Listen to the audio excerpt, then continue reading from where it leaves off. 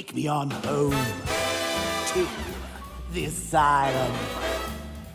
Never alone in the asylum. Anarchy ruled, it was wild, but through it all you never smiled. Joke's on you, I'm in your head, so look who's laughing now. Remember in Arkham City, I killed your girl, so pretty. That was the night you let me die.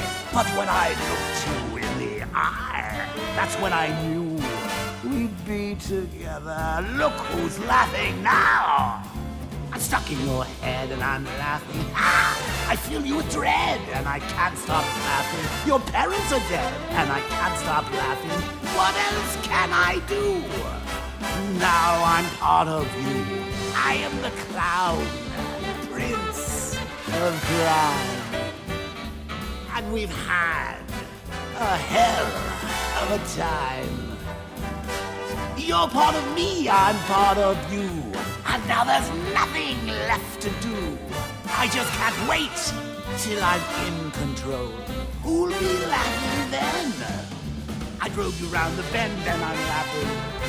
I'm with you till the end and I can't stop laughing. I killed all your friends and I can't stop laughing. Oh yeah, think I can taste your fear. Now my time is near. I'm in your blood, I'm so alive. I only wish you'd let me drive. It won't be long till I make you kill. Who'll be laughing then? Barbara's dead and I'm laughing. Ah! Jason Todd's dead and I can't stop laughing. I'm even dead and I can't stop laughing. What else can I do? Now I'm part of you. I drove you round the bend and I'm laughing. I'm with you till the end and I can't stop laughing. I killed all your friends and I can't stop laughing. I'm cock-a-doodle-doo. All because of you. I'm stuck in your head and I'm laughing. Ah, I fill you with dread and I can't stop laughing. Your parents are dead and I can't stop laughing.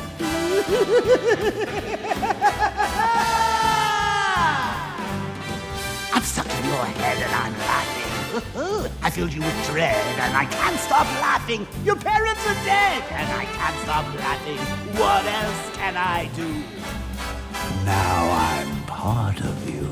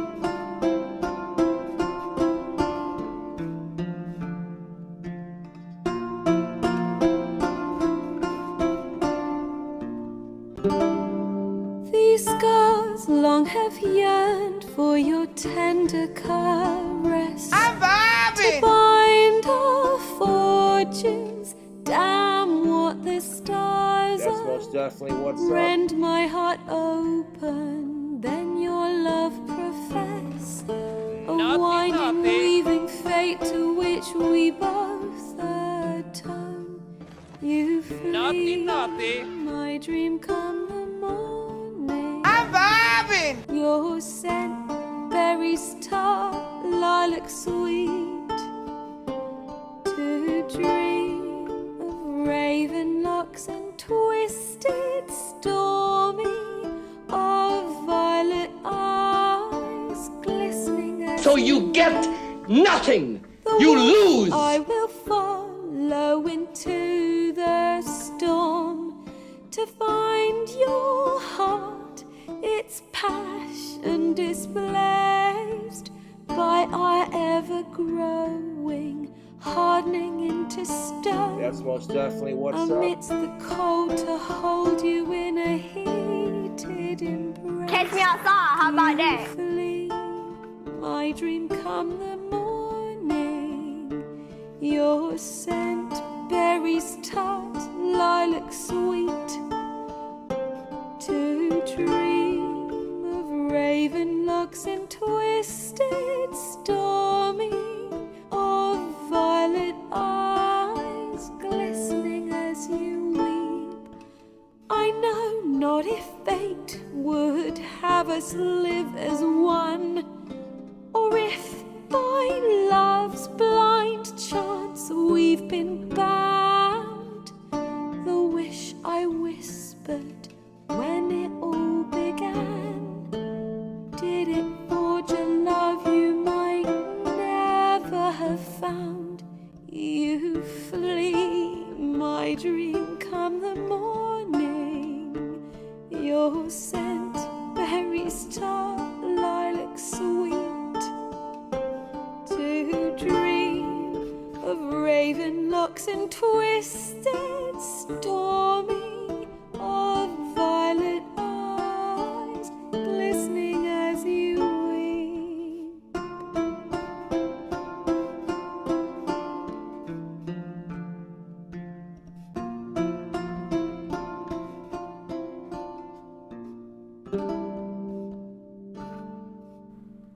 Good morning, ladies and gentlemen. Welcome, one and all. Welcome. How's everybody doing? Everybody feeling good? You feeling lively? I know I am. I'm here. I'm chilling. I made a weird blended latte this morning. It's pretty good. Pretty tasty. What else? What happened this weekend? Easter. Easter was a thing. How was your Easter? Mine was good. Yesterday was madness. It was a little hectic, but we did it. It's actually been very nice and warm here in sunny Colorado recently. I'm pleasantly surprised. Normally it's like all over the place, but it's actually been pleasantly toasty. And I'm about it. I'm gonna be real. At first Twitch and now lattes, we've lost him. Nice and long. You're damn right, Mauer. Nice and long. Oh, that's so stupid. I love it. Let's see. I don't know what that is. I went back to like OBS and now I have a bunch of like assets turned on, so throughout the stream you might see random things on the screen that I'm not sure what they are, but we'll try to fix it as we go. Yeah, coming out as PC sexual. PC actual. Over here it's windy and disgustingly cold. I'm sorry, Chrissy. If it's any consolation, it was like that until 4 days ago here, and apparently we're probably gonna have another snowstorm next week. So it's like 70 right now. Yeah, like 70. It's gonna max out at 75 today, and then I think in like 4 days it's gonna drop and we're gonna have another snowstorm probably. So you can't even like really get comfy with the sun because it's gonna be 20 degrees out tomorrow. Like it's just madness. It's one thing, like at least in a place like Florida, it's always kind of hot and muggy. Whereas here it's like you get the hot and muggy, but it's always dry. And then you also occasionally get some really nice snow. So it's all over the place. Banjo. Am I in a lecture? Yes. Can I hear anything right now? Absolutely not. Darth Llama. Good to see you. I like the name too, Darth Llama. Yeah, you're right. What's this announcement about? Did you buy an expensive Star Citizenship? Dude, can you imagine if like just the roasting I would get if I came on stream and then I'm like, yeah, so guys, I spent $600 on a spaceship in a video game that hasn't released yet and probably never will. Can you please give me money? Like, can you imagine? The balls, the quijones. Man. Can't even imagine. Missouri is misery, and it's 35 degrees in the morning and then 70 during the day. Yeah, it's like living in a desert. It's crazy. I spent $42,000 on JPEGs. You won't believe what happened next. Brackets, insane, parentheses, not clickbait. That's how you do it. You finally got the call about the Cybertruck? No, I did not. Nikki and I, we were like, well, we were thinking of going and living in like Florida for a month or two sometime next year, like early next year, just to try it and see what we think of living in Florida before like fully moving. And I was like, well, I've got to move like all the computers and cameras and stuff, and I don't really trust the people at the airport. You've seen them just chuck the bags in the bottom of the plane. So like, I don't know if I want to check all the bags with that stuff. And plus like the computers are super heavy. So I'd have to do special shipment or something. So it makes sense probably to drive, but I don't know if I want to drive. Like, I think it's 28 hours from where I am to Florida. We're like to the Orlando area. So I'm like, it would be really nice if that Cybertruck came in, just drove itself basically, and I just sit there. That would be nice.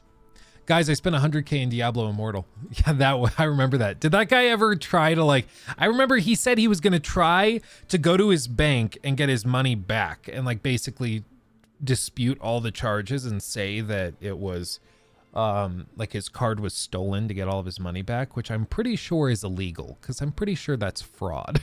I don't think you can do that. And especially for 100 grand, you better believe Activision Blizzard would come out full force and be like, we're not going to do that. I thought it was an investment in his content. That's what he said before he was upset that the game's like end game broke when you spent all that money. I mean, the whole thing was weird. Let me go find him. Thank you, Chrissy. Yeah, like he spent a ton of money on it and a ton of time on Diablo Immortal. I don't know whatever happened. He was upset that he couldn't matchmake with anybody and laugh and find out the plebs or pound out the yeah. I think Blizzard fixed something for him. Yeah, well, it was just one of those things where the Blizzard devs were like, theoretically, you can get to this level and you'll be okay. And like, but you only get there if you spend $100,000 on the game, and nobody's going to do that. And then somebody did it and they're like, oh, well, crap.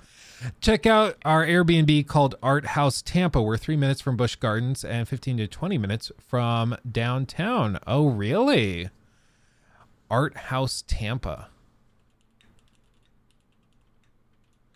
Airbnb. Let's see. Art House Tampa. Ooh, that is nice.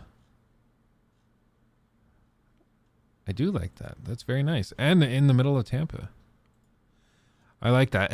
What do you think of Tampa? Anybody who lives in Florida, let me know what you think of Florida. I need like your unbiased, what's it like? Whether you love it or hate it. What do you think of living in Florida?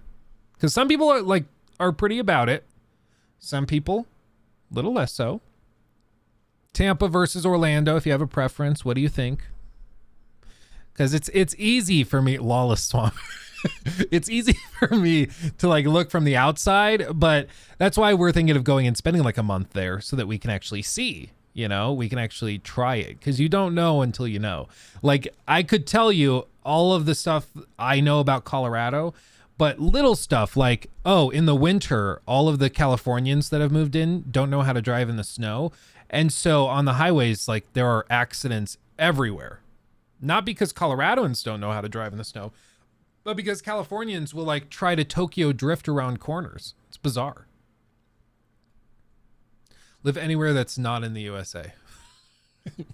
We do want to like go and try the UK or something at some point. I'd like to do that too.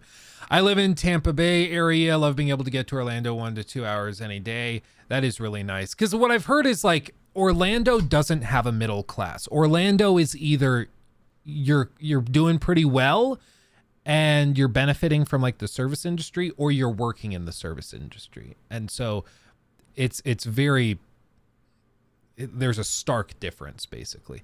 Because everybody either works for the resorts or the theme parks and stuff in the service industry, or you're like working in the offices benefiting from that, you know? UAE, I'm pretty sure if you're not a Muslim, living in the UAE is not a great time. Or if you're a woman. That's the other thing. If you're a woman, you're not gonna have too great a time.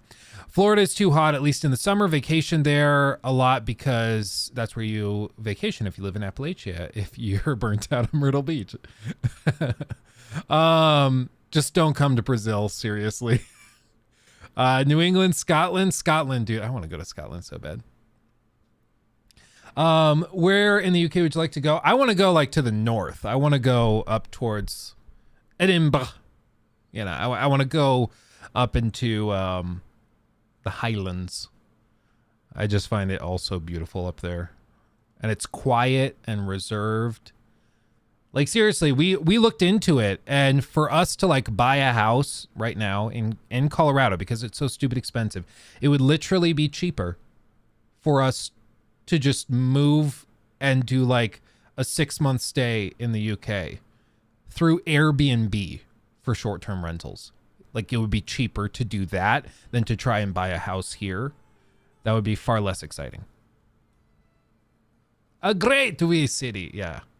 Make sure you go in summer then, otherwise wind and rain will ruin the time in the Highlands. That's the thing. I love the wind and rain. I love that misty rain. I know this is weird. I like living as though I'm living in a Tim Burton movie. Like I want to feel as though if I go into the forest over there, a corpse bride will come and grab my arm. I want to feel like that in my day to day. And I know for some people they get like seasonal, affective, depressive, whatever. Not me. It's opposite for me. If it's too sunny outside, I start to feel kind of depressive. If it's like super rainy and bleak, it energizes me. I don't know why. Dude, I love the misty rain that just hangs in the air. Exactly, Chris. Yeah, see, you and me, we get it. Man, I love it. It's weird, but I think it's because I spent so much of my childhood in Colorado and Texas, so I'm like all sunshined out. Like I am done with it. I want the bleak, depressive weather. And I know that's weird because for some people it is so the opposite. But that's just where I'm at. Defo moved to Scotland then. Well, one thing I was looking at, I almost went to Aberdeen. I was in talks with one of their recruiters because I really wanted to go there. And if you don't know where Aberdeen is, bleh. Aberdeen, Scotland. Aberdeen is a beautiful place on the coast, way up there. Where's a good picture? Like this. This is Aberdeen. Like just casually having castles. No big deal. And then, you know, you want to know something really stupid? I was about to go to Aberdeen, living my best life. Right out of high school, go and study abroad.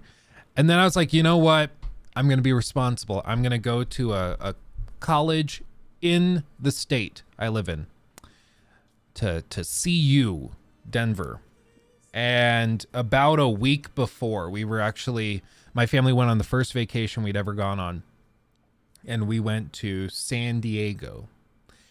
And it was about a week and a half before the start of the semester. We were going to get back from San Diego, and I was going to go straight off and live in this like little apartment thing and start going to college. And we got a call and they said they had reevaluated my student aid, like financial aid package, which I didn't know they could do that, but they had like showed me what student loans I qualified for, what scholarships I got, blah, blah, blah. They took them all away. They took it all. And so they said they reevaluated on the phone. So of course I don't have this in writing. They said that they didn't meet the quotas they needed to meet for diversity. So they reevaluated financial aid packages, which to me just sounds like, I don't know. They basically took away all my stuff. So I either needed to just come up with like $50,000 out of pocket or not go. So I didn't end up going to that. I ended up going to a community college, which was great. I loved the community college. It was a great experience. That's where I met Nikki, my wife. You know, of course, it ended up working out for the best. But yeah, it's like I passed on going to Aberdeen in order to go to CU Denver, and that ended up not happening. So a whole thing. Tell you what, I know that's Ireland, but whatever. So yeah, it was just a little bit of a cluster, but what are you gonna do? What are you gonna do? It is what it is. Rory, thank you for the 199. I just want to move somewhere quiet and peaceful. That's the thing. Maybe Scotland is not that, but it sure as hell seems like it to me. Okay, people in Scotland or like Ireland or the UK, I know in like the posh areas of the UK, they do not like Americans. Can't say I blame you. However, how is it in like the northern areas? Do they also, like, if you come in and you talk with an American accent, do people like, you know, key your car? Because Nikki's sister lives in Hawaii, whereas she says now Hawaii, and she had Colorado plates on her car because they shipped it. And apparently, if you're seen as a haole, which is somebody not native, they will like, people will key your car. They will like kick it to dent it because they don't want you there. Like it's madness. And that's in Hawaii. It's not even like that. Like it's crazy. It's crazy. Oh man. Just happy to see someone every 30 minutes driving through the Highlands. See that, man, I could be about it though. I just love the greenery. Living by the ocean would be beautiful. I don't know. The big thing for me, like the only thing that limits me is having internet access. Like if it has good internet where I can stream and upload videos, we can go anywhere. And I'm like, why not? The kids aren't in school yet. Like, why not? One of my coolest experiences was going to Transylvania, Romania during wintertime where the real Vlad the Impaler ruled. Oh man, see, I just want to travel. I want to go places like that. It'd be great. The door beside you looks like you have to walk sideways through it. It does kind of look like an extra skinny door. This is a wall. That's why. That looks like Hagrid and Luke Skywalker's house in one picture. Yes. Hello guys, it's my birthday today, so just get to sit on my ass and play through RE4 again. Sounds good, Brett, living your best life. Happy birthday, my friend. Let's see, that's absolutely true about Orlando. I live in Winter Garden, like 20 minutes from Universal and Disney. It's really nice here, but rough if you go any direction. Don't want to live near Universal. We were looking at Winter Garden, so that's good to know. By the way, also thank you, Brandon, for the 199. Anyone else think that Luke should play GeoGuessr? Dude, I'd be so bad at it. I've seen the guys that do it like inverted picture, black and white, flipped, and they only see it for like 5 frames or something, like a third of a second or something. And they're just like, oh, yep, it's here. India, northeastern part. Like, it's insane. I can't do that. I'll leave it up to them. But yeah, thank you, Brandon. And also, Achilles Knee. Thank you for the 3 months. Bing, bang, boom. Bing, bang, boom. Hey, Luke, I've been doing multicolor 3D printing and made your logo in a hanging color sign. You want it? If so, how do I send it? Thanks. Oh, dude, that's freaking awesome.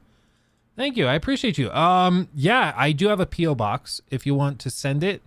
The easiest way, if you're on our Discord, DM Rocky or Chrissy, and I will send them the info, and we'll get you the PO box and everything so that you can send it that way. That'd be amazing. Yeah, and if anybody else wants to send like postcards or something from where you are, so I can see where all of you are from, that'd be awesome. That'd be great. Same thing. I guess I can tell you now. The PO box. I guess I could just type this. The PO box is. This is probably easier. PO box 13. PO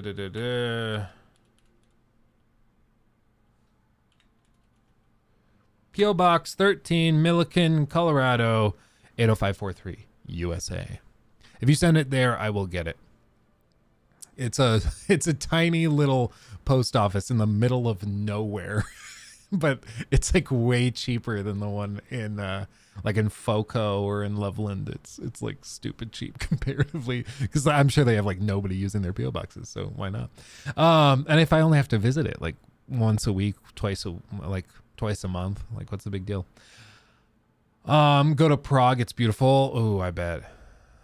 Me too. Love the gloom. Maybe the therapist laughed telling her that one time. Yeah, there's something about it. I don't know. Maybe it says something weird about us if we like that, but man.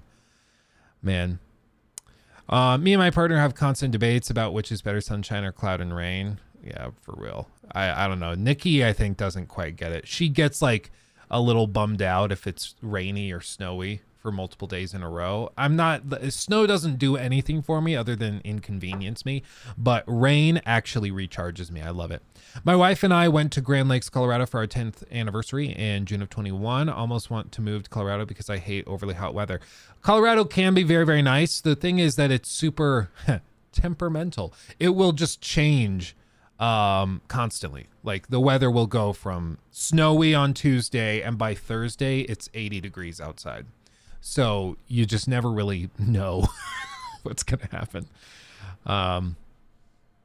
Northern Europeans involved in gloom or evolved in gloom. Yeah, maybe that's what it is. I'm just so like, my blood is so Northern European that I just am seeping depressive weather.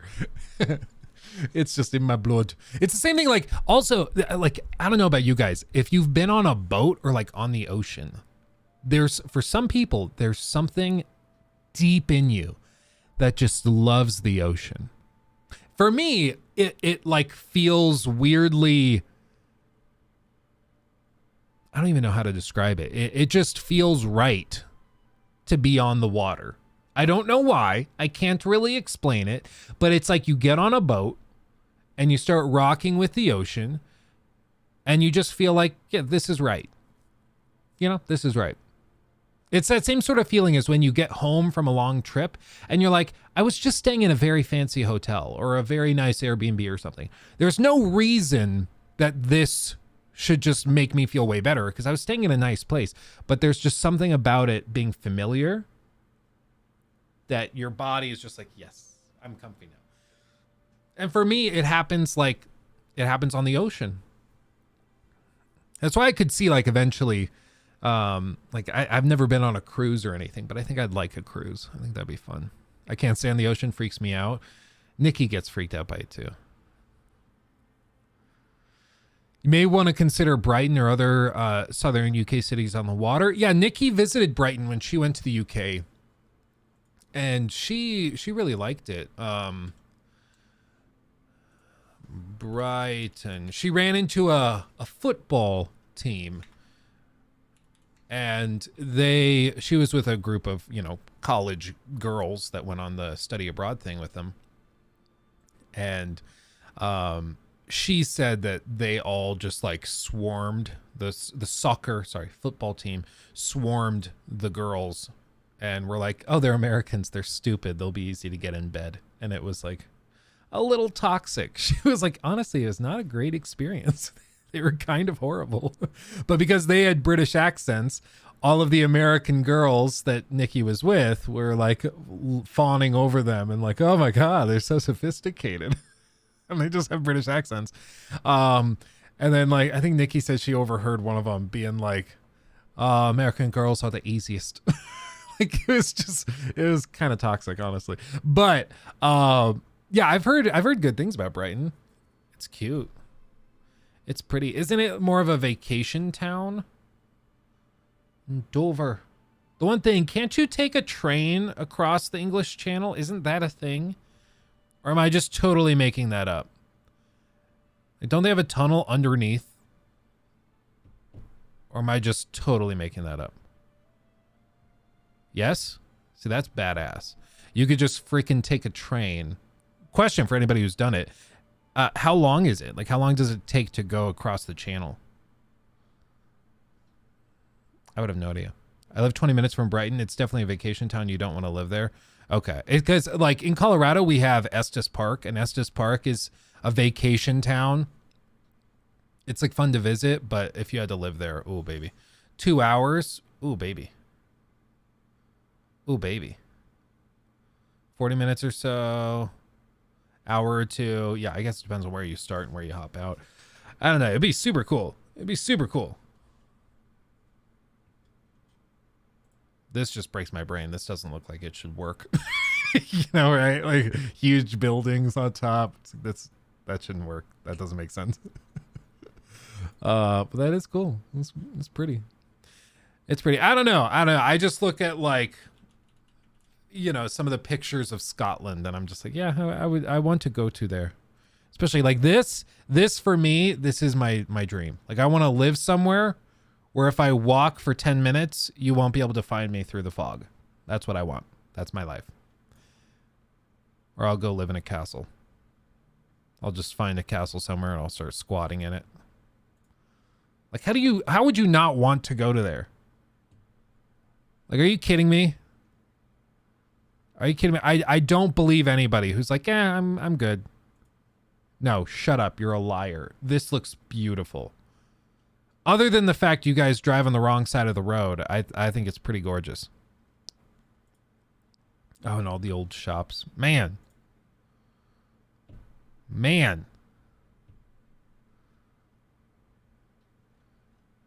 it's gorgeous. I think I'm just, like, tired of same old, same old. And for once in my life, thanks to you guys, I am now in a position where we can actually travel and we have that financial flexibility, because everything I do is digital, you know, so it's not that big of a deal. Yeah, by the way, everybody like this stream. If we get over 100 likes, I'll just tell you the announcement now, so that I stop procrastinating. So so then I'll just shut up. Yeah, we'll do that. I have a question. I went to the Star Wars Celebration yesterday, fully expecting a lot of Jedi Survivor stuff, including a potential demo, but there was nothing. Is that a red flag? I don't know. They're giving press access to it, so the fact that they are not showing it at Star Wars Day to me just is like, they didn't think it was worth it. Oh, boom. Yeah, there we go. We just doubled. See, you guys can do it. You guys are listening. I'm always like, oh, you guys are like, maybe some people are AFK, so they can't like the stream. The moment I'm like, hey, like the stream, and I'll tell you what's going on. Boom, we're there. I know you guys are listening. You guys are always like, oh, Luke said like the stream. Somebody else will. I'm busy. I know you're there. I know. Yeah, you know. You're smiling right now because you know I'm talking to you. You know what's up. Okay, anyway. We forget. It's okay. That's why I constantly remind you, and the mods also are always going like the stream, you losers. Anyway. Okay, real quick, the announcement. I guess I'll clip this. So you guys know we've been bouncing around YouTube and Twitch for the last like 2-3 weeks. That was not like just because I was trying to be super indecisive. It's because you guys know me. I'm very analytical. So I wanted numbers. I wanted stats. I wanted the equations to figure out what made the most sense. Because while there's not necessarily a fully right answer of this is the platform to go to stream and this is the wrong one to go to, there are, for each creator, better platforms for some reasons and worse for other reasons.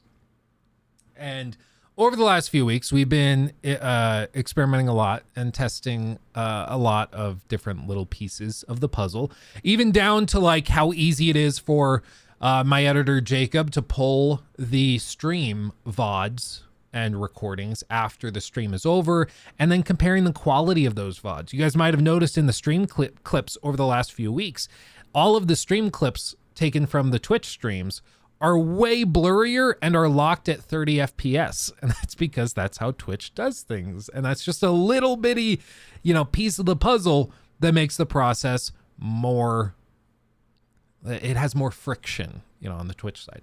But one of the things, at the end of the day, we're trying to build the stream, not just in terms of viewership, but also in terms of revenues, because I want to be able to hire more editors. I want to be able to pay the mods. I want to be able to do all of this stuff. And one of our one of the things I was expecting personally was that Twitch was going to generate a lot more revenue because of Prime subs, because of easy tipping and the broader culture there, and the ads that they shove down everybody's throats.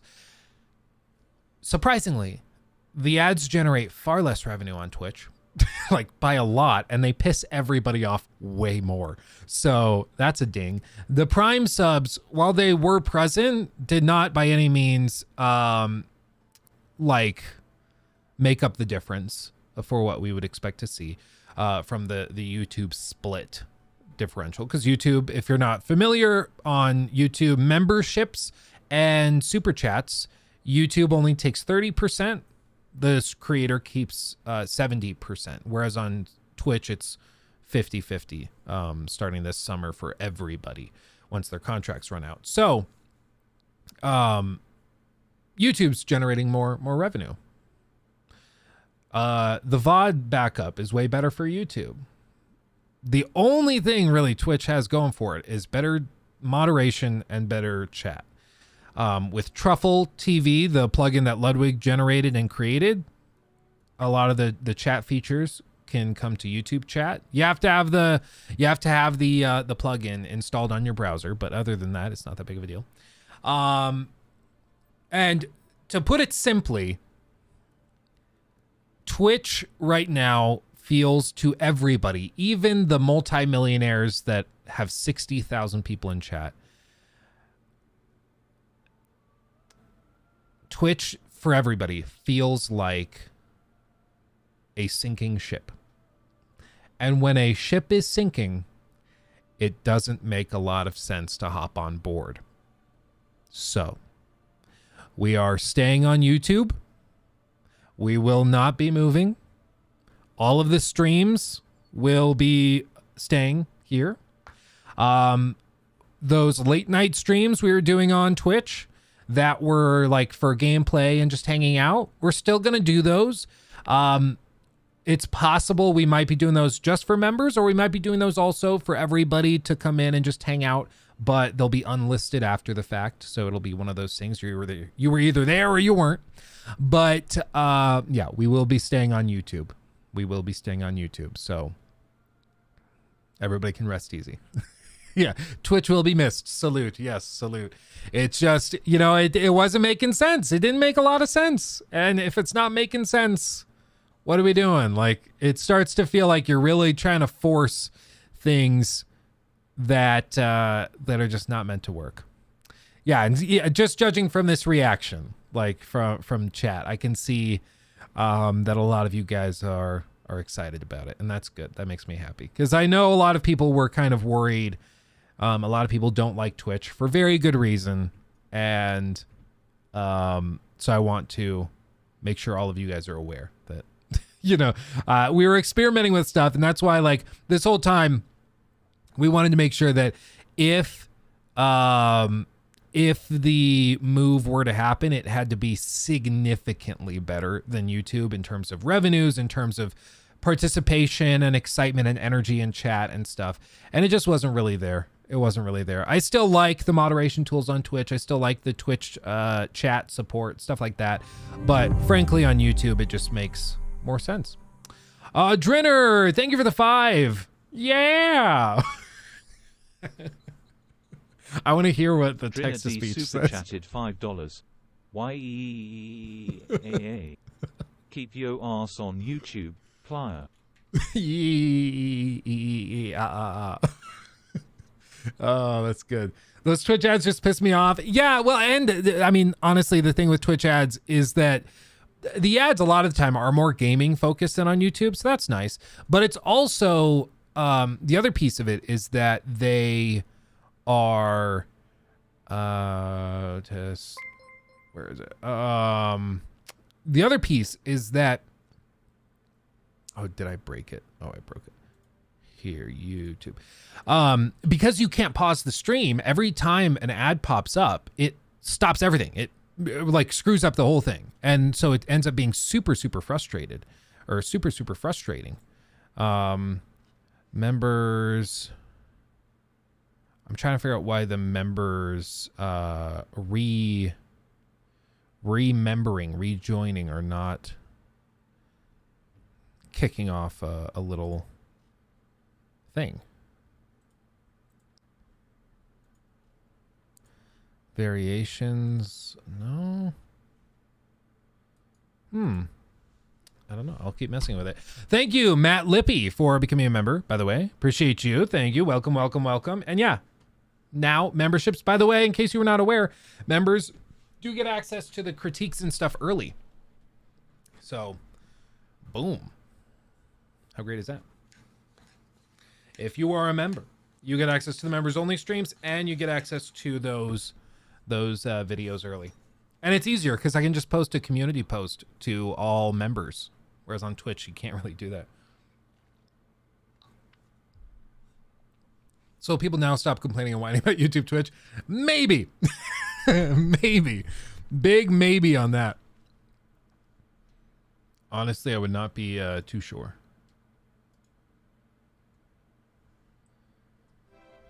There we go.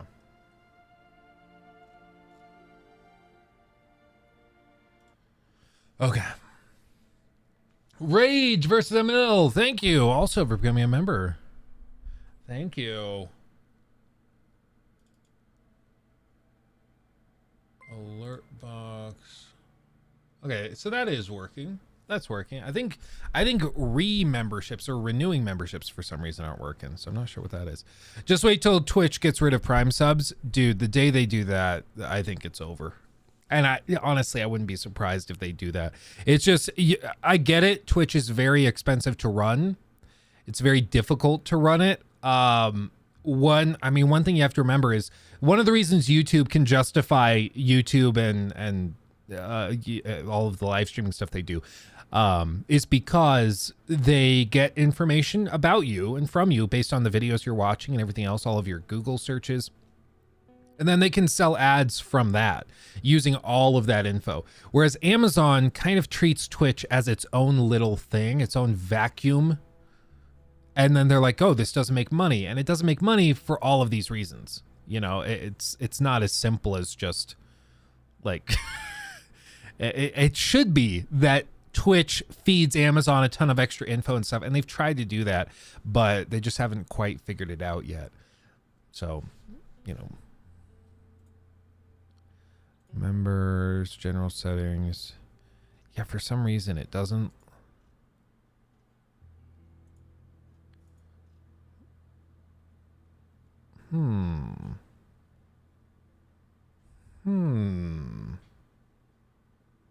Yeah, I don't understand. Anyway. So yeah, staying on YouTube. Bring Mixer back. Yeah, you never know. Luke, is it possible for you to contact U2s to see if you can get a figure made of yourself, maybe a red flag figure? It's possible. I hadn't really thought about that, but that could be fun. Alden Boy, good to see you, my friend. Yeah, can you imagine if they got rid of Prime subs, though? Like, oh, man. They've already pissed off enough people that I think that would just seal the deal. Like, oh, man, I can't even imagine. YouTube Premium used to give you 1 month membership, but you could use it only once per channel. Oh, do they not? Do they not anymore? I didn't know they ever did that. That's crazy. Did YouTube ever have their own Prime subs? Valkyrie. Oh, this is interesting. I'm not familiar with this. Valkyrie reveals YouTube is working on its own version of Prime and gifted subs. This, to be fair though, was posted like 2 going on 3 years ago. So I'm not sure how much weight I'd put into this. And what they said is, let's see, during a stream on September 22nd of 2021, Valkyrie discussed the features currently available on YouTube with her viewers, confirmed the popular video platform is working on gifted subs, which is a thing now. They already have that.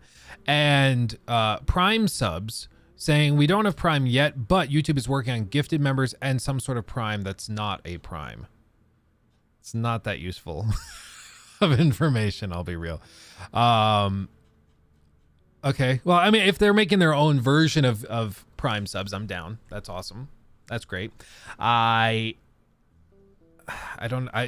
really, the only thing that would make sense is if it's YouTube Premium. YouTube Premium, you get access to one Prime or premium sub or membership or something like that. That could work. And I think that would just cause YouTube streamers to just explode. And honestly, I think it would help YouTube Premium. I think, because a lot of people are currently only on YouTube, like watching one streamer that they like. Like people moved from Twitch to watch Tim the Tatman or Doc or somebody like that, Ludwig. And so to be able to then go and just pay for YouTube Premium, spend a few extra bucks, you can get the membership for your favorite streamer included, and then you can also not watch ads on any YouTube stuff. That's a no-brainer. You know, it's expensive, but if they build in a Prime variant, I think that could work really, really nicely. But then again, this was 2 years ago. Maybe one of the things is YouTube looked at it and they were like, do we really want to just burn money? Because that's what it effectively would be. It would be like 3 years. 3 years. What am I saying? That's what it would be like effectively, is it would be like $3 out of the 9 or 10 that YouTube Premium is every month. $3 that goes straight to a single creator. And that means that they only have $6 to $7 left over after the fact to pay for all of the ads and stuff that you're watching across the platform. And maybe they're like, hey, if it ain't broke, don't fix it. We don't need to do it. One of the reasons Twitch is hemorrhaging money is because they set that whole thing up. Let's just not.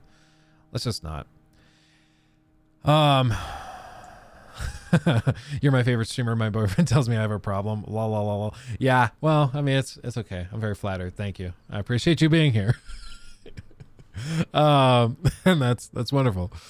Granted, you get a lot more with Amazon Prime. Yeah, for real. But that's the thing, is Amazon Prime gets you a lot. So like that one membership is getting you the discounted shipping on all of your orders. It's getting you the like Prime Video stuff. Like eventually that Prime membership gets spread real thin. And I think that's what they're realizing, is that, you know, Prime subs have to just lose them so much money. Because for XQC, something insane like 45 to 50% of all of his subs on Twitch are from Primes. Hundreds of thousands of dollars. Probably just to XQC, like $100,000 to $150,000 just to XQC every month because of Prime subs. That's crazy. Luke, did you have a PS4 Pro before owning a PS5? I did. I had the God of War 2018 one. It's still upstairs somewhere. Will you check out the Digital Foundry video on the Cyberpunk Path ray tracing update? It looks gorgeous. Oh, yes. Yeah, I actually have it pulled up already. Oh, man, we've already... Oh, almost an hour. Okay. I was like, we've been going for 2 hours? No, only 1 hour because we started at 11. Okay. But yes, I already have it pulled up. I'm 20 minutes behind, but safe to say I live in Florida... But safe to live in Florida for a bit. Make sure you're not allergic to a bug called no-see-ums. Oh, yeah. If you are like me, you literally can't live there. Oh, baby. Yeah, and that's one thing. They spend so much to keep those bugs out of the theme parks. If you're vacationing and you're at the theme parks, you won't realize, because you're just not used to them. They're not there normally. That's one thing. I did see a video where they broke down the crazy lengths that Disney goes to get rid of mosquitoes at Disney World. You don't even think about it. Like, you go to the park, you'd hope that you don't get bit by stuff, but you don't realize that there aren't any mosquitoes there, even though there really should be. And it's because they spend ridiculous amounts of money keeping those things at bay. It's wild. Kind of peanuts for Amazon though. Well, it's peanuts for Amazon on the whole, but the reason why Amazon is because they keep all of those little bitty details and all of those little line items in check. So the reason Amazon works as this gargantuan company is because on the fine level, on those individual businesses, they have it so each one is profitable. Amazon's never been like, well, never is a strong word. Amazon tries very hard not to be like all of these tech startups or like Netflix or, you know, all these companies that just lose money or in perpetuity, or like Carvana, which just never made money, but they sold it on the idea that one day it would make money. And so Amazon tries to turn these businesses profitable, and that's why they are Amazon. And I think they're just realizing that Twitch is not a profitable venture. So Twitch executives are kind of like, hey, if we can't make Twitch profitable, we're just going to shut it down. We'll let Google do that. We don't want to do it. So either find a way to make money or we're going to shut it down. And I think in the process of trying to make it profitable, they'll probably end up just destroying it. Kempy, I'm off to bed, Luke. We'll catch the replay tomorrow. I'm glad you were here, Kempy. I appreciate you. And on YouTube, the VODs will be at full resolution, high quality bitrate. That's one thing. Twitch's max bitrate is like 6,000 or maybe 8,000 is the peak. It's low. Even for HD video, it's low. On YouTube, you want to know the max bitrate for YouTube? Okay, so it's 6K. It's 6K on Twitch. On YouTube, the max bitrate, 51K.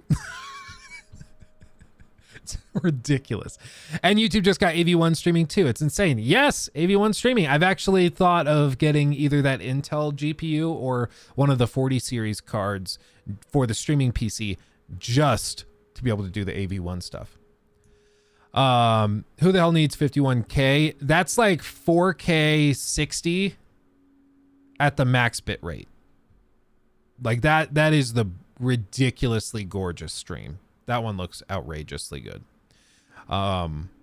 Wait for the next Intel card. Yeah, I haven't really looked into them. I wouldn't really be using it for gaming. So I guess it would make more sense than like a 40 series, but who the hell intends on streaming 4K movies on YouTube? Well, dude, I would.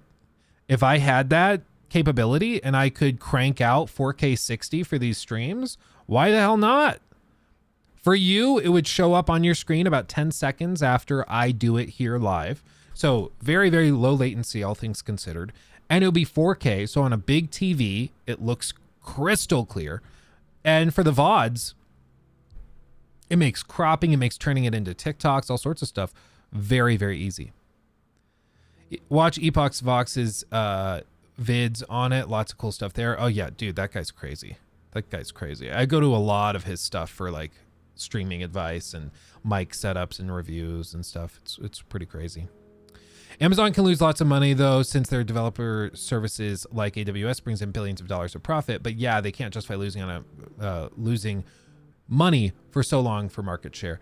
Yeah, and I think especially Twitch they've owned Twitch since like 2014. So it's not like they're new to this.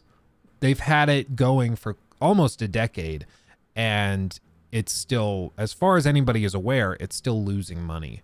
And I think Amazon at some point just has to go, okay, well, but why are we losing money on this? If we just dumped it, if we sold Twitch, or if we did something, then we'd be good. Like what's the problem with that? Oh, here, Chrissy, this is one thing I can do. I can update the stream title. That might help. A big announcement. ...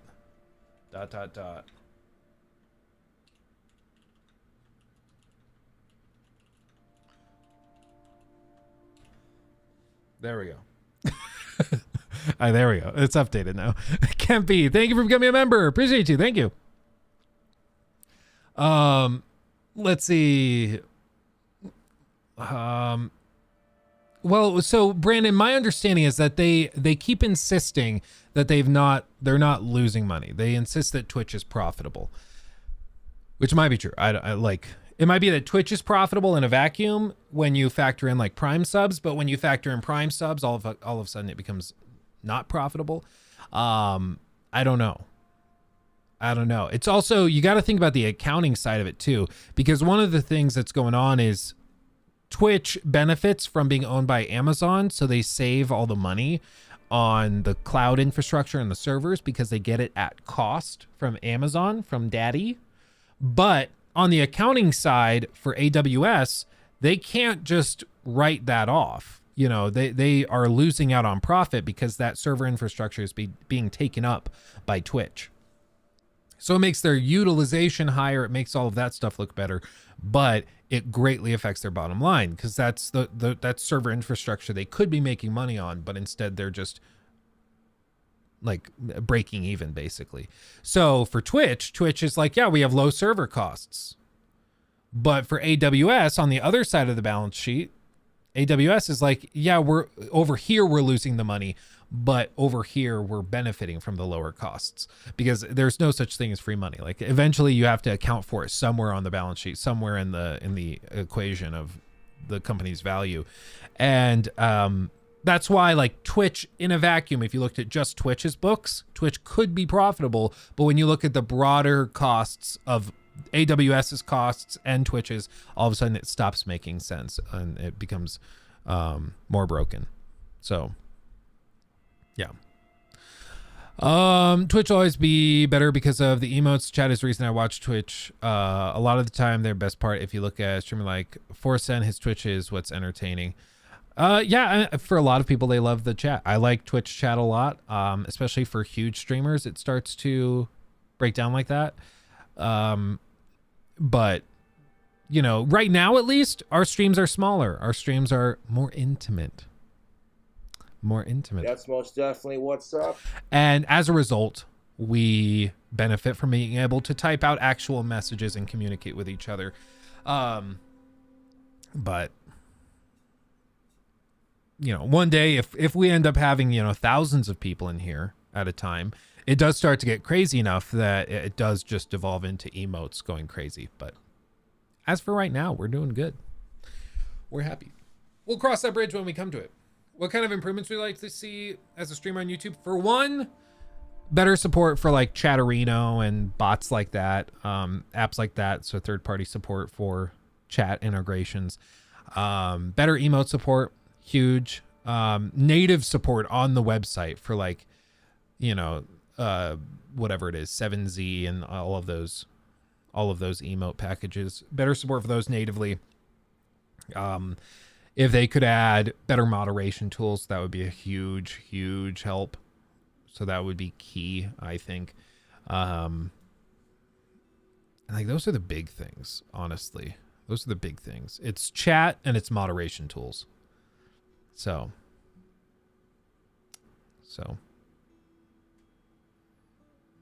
yeah, mod view in YouTube would be godlike. Oh, dude, for real. And for Google, it shouldn't be that hard. It really shouldn't, but I don't know. Super Nidge, good to see you. We're just vibing. We're doing good. Let's see. Where was I?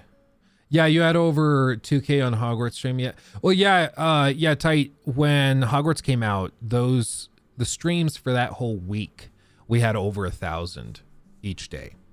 So we had 1,000, and then for I think launch day we had like 2,000.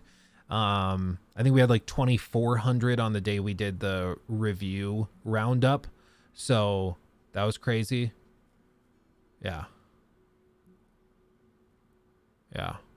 YouTube's going to do something revolutionary, I bet. That's why it's taking a minute. Hopefully, my perspective as a YouTuber that's been through the ringer with YouTube before is that YouTube is seemingly putting all of their eggs in the YouTube short basket. Maybe eventually they'll come back to live streaming and figure out how to focus on that again.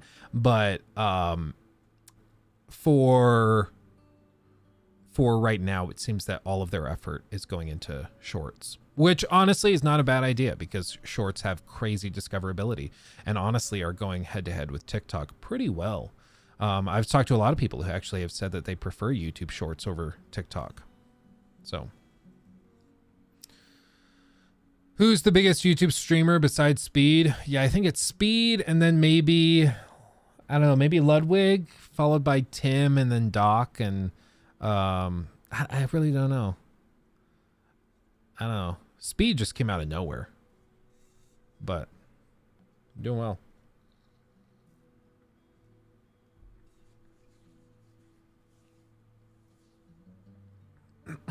Then you. Oh, I'm way down there, dude.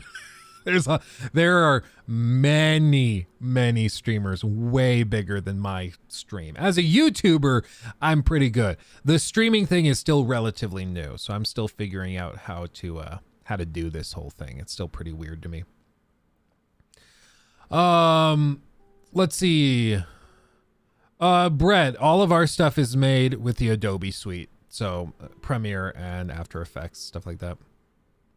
Tim is 1, Doc 2 as of 2022. Yeah, Doc I think usually floats around like between 10 and 20, and Tim is comfortably usually 20 plus thousand, that is.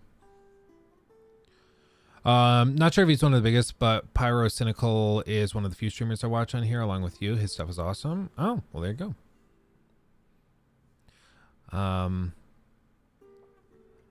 I had like 2,500 points over on Twitch. Can't spam emotes now. I'm sorry. Just imagine how Rocky feels. I feel so bad for Rocky, especially because he spent all that time working on those emotes, and we added all of the sound alert stuff. And I think there's still ways we can do that with like commands in chat where you can do like exclamation point, sound alert, space, that's what's up or whatever. And then it plays the sound. There's ways to do it, but I don't know if that would actually be. Yeah, I don't love the idea of people having to come into chat and then like read a manual on how to operate the sound alerts and stuff. I don't know if that's super welcoming, you know, because I know when I pop into a lot of Twitch streams, I'll see the chat and it's just popping off with random commands to trigger emotes and sound alerts and stuff. And for me, it actually turns me off of participating in chat because I'm like, okay, I would like not to have to read a manual every time I come into a new stream, you know? Kind of wild that YouTube never figured out how to get more popular watching on YouTube, get more people watching YouTube on their phone until TikTok coming around, but I'm very annoyed that it clears my subscriptions. Yeah, right now, I mean, you can tell, like, whenever you boot the app up, it's just like pages of it. There's a FedEx delivery guy at the front door. Let me see if I need to sign for it.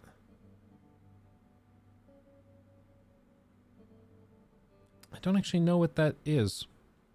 I didn't know I had a package coming today. Huh. Oh, dude, he almost plowed straight into our trash cans. That was close. That was close. Shout out to the FedEx guy. Our FedEx guys are awesome. We have like 2 guys that come through. They're amazing. Love them. We're going to start putting out like a cooler and have drinks out there for them. One of my friend's mom or friend's mother-in-law. Yeah, so Caleb, you know, my best buddy Caleb, his mother-in-law at her house has like a cooler that stays in front of their house, and she refills it like once every other day, and it always has like sodas or Gatorades and stuff in it on ice for them to grab when they're running their deliveries. And I was like, that's awesome. I'd love to do that. Why not? Well, yeah, Caleb, everyone knows Caleb. Yeah, well, I was like, I don't know would this be weird for me to say about his mom? Because like I went over to his mother-in-law's house for like a baby shower or whatever it was. Like a birthday party that they were hosting there, something like that. I was like, is this weird for me to say? I don't think it is. King Dar, awesome. I'm glad you liked it. That's some awesome shiz. Yeah, it's a very white thing to do. White collar person thing to do. You're not wrong, Drizzy. But it's like, you know, they're working hard. They're doing a delivery job, and they don't get tips. They don't get anything like that, like a DoorDash driver or something. Like, why not just toss them something else? You know, I don't think we can leave cash out, but being able to toss them drinks and stuff could be nice. Oh, I did get another package. I don't know if I'm supposed to show it yet, though. I have a package down here that's, you can barely not see it. This is the cardboard right there. But I don't think I'm supposed to show that yet. Delivery drivers are the GOAT. Yeah, I feel I sympathize with them because it's hard work. It's hard work, and a lot of time you're dealing with grumpy people, and you know, it's the whole thing. It's the PlayStation 6. Yeah, it's the super secret announcement of Grand Theft Auto 6. They gave it to me for some reason. Why mention the package? Because I say before I think. That's why. Okay, let's do.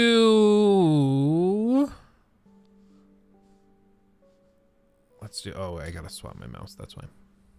Okay, you ready? We're gonna subtly transition into the next segment. We're trying to be much more structured with this, okay? Instead of just like rambling for 3 hours and then being like, oh, we were supposed to talk about stuff. We're trying to be more structured, okay? So, podcast update. We will, speaking of staying on YouTube, we will be streaming the very first episode of the podcast on Friday. The very first episode of the podcast on Friday. And over the course of this stream, we will be watching a video that was made by the person who is going to be my co-host. Who could that be? I guess you'll just have to watch who's in the videos that we're going to be checking out today. Okay. A little something. Little teaser for you. Little teaser. It's your wife. That would be really fun. That would be really, really fun. But yeah. Okay. I'm going to start this playing. And I'm going to keep my headphones on. I'm going to run up and grab that package off the porch. I already watched the first 2 minutes of this, so you guys are going to watch the beginning of it without me, and then I'll be right there. But I'm listening to it while we do this, okay? So let's do this and see what we are dealing with. This is the Cyberpunk 2077 Ray Tracing Overdrive Technology Preview on the RTX 4090.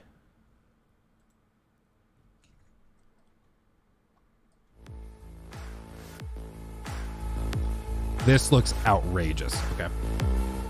Okay, I'll be right back. Cyberpunk 2077 is about to be updated with its long-awaited overdrive ray tracing mode, and CD Projekt Red has kindly granted us a DF the tech preview before it is released to check it out and see how it changes the game. So in today's video, I'll go over the key changes in visuals brought into Cyberpunk 2077 with the new overdrive mode, and to show off how it changes the plain rasterized game from looking like this to looking completely different like this. I will also go over in particular how the overdrive mode differs from the previous ray tracing on its psycho setting and what the differences in visuals are as a result. So let us first start off with some simple comparisons to the game without any ray tracing whatsoever. Cyberpunk's ray tracing overdrive mode quintessentially replaces nearly all of the rasterized lighting with lighting achieved through a type of ray tracing. So nearly all the typical hallmarks we see of rasterized lighting are just going to be gone. Light leaking through walls like we see in this scene here with rasterized lighting. Yeah, none of that here in the overdrive mode. Shadows missing due to the cost and limitations of shadow maps. Completely gone with that overdrive mode. Indirect lighting making no sense and tons of things looking gray, weird, and like they're glowing in the dark. Of course, that is gone here with the overdrive.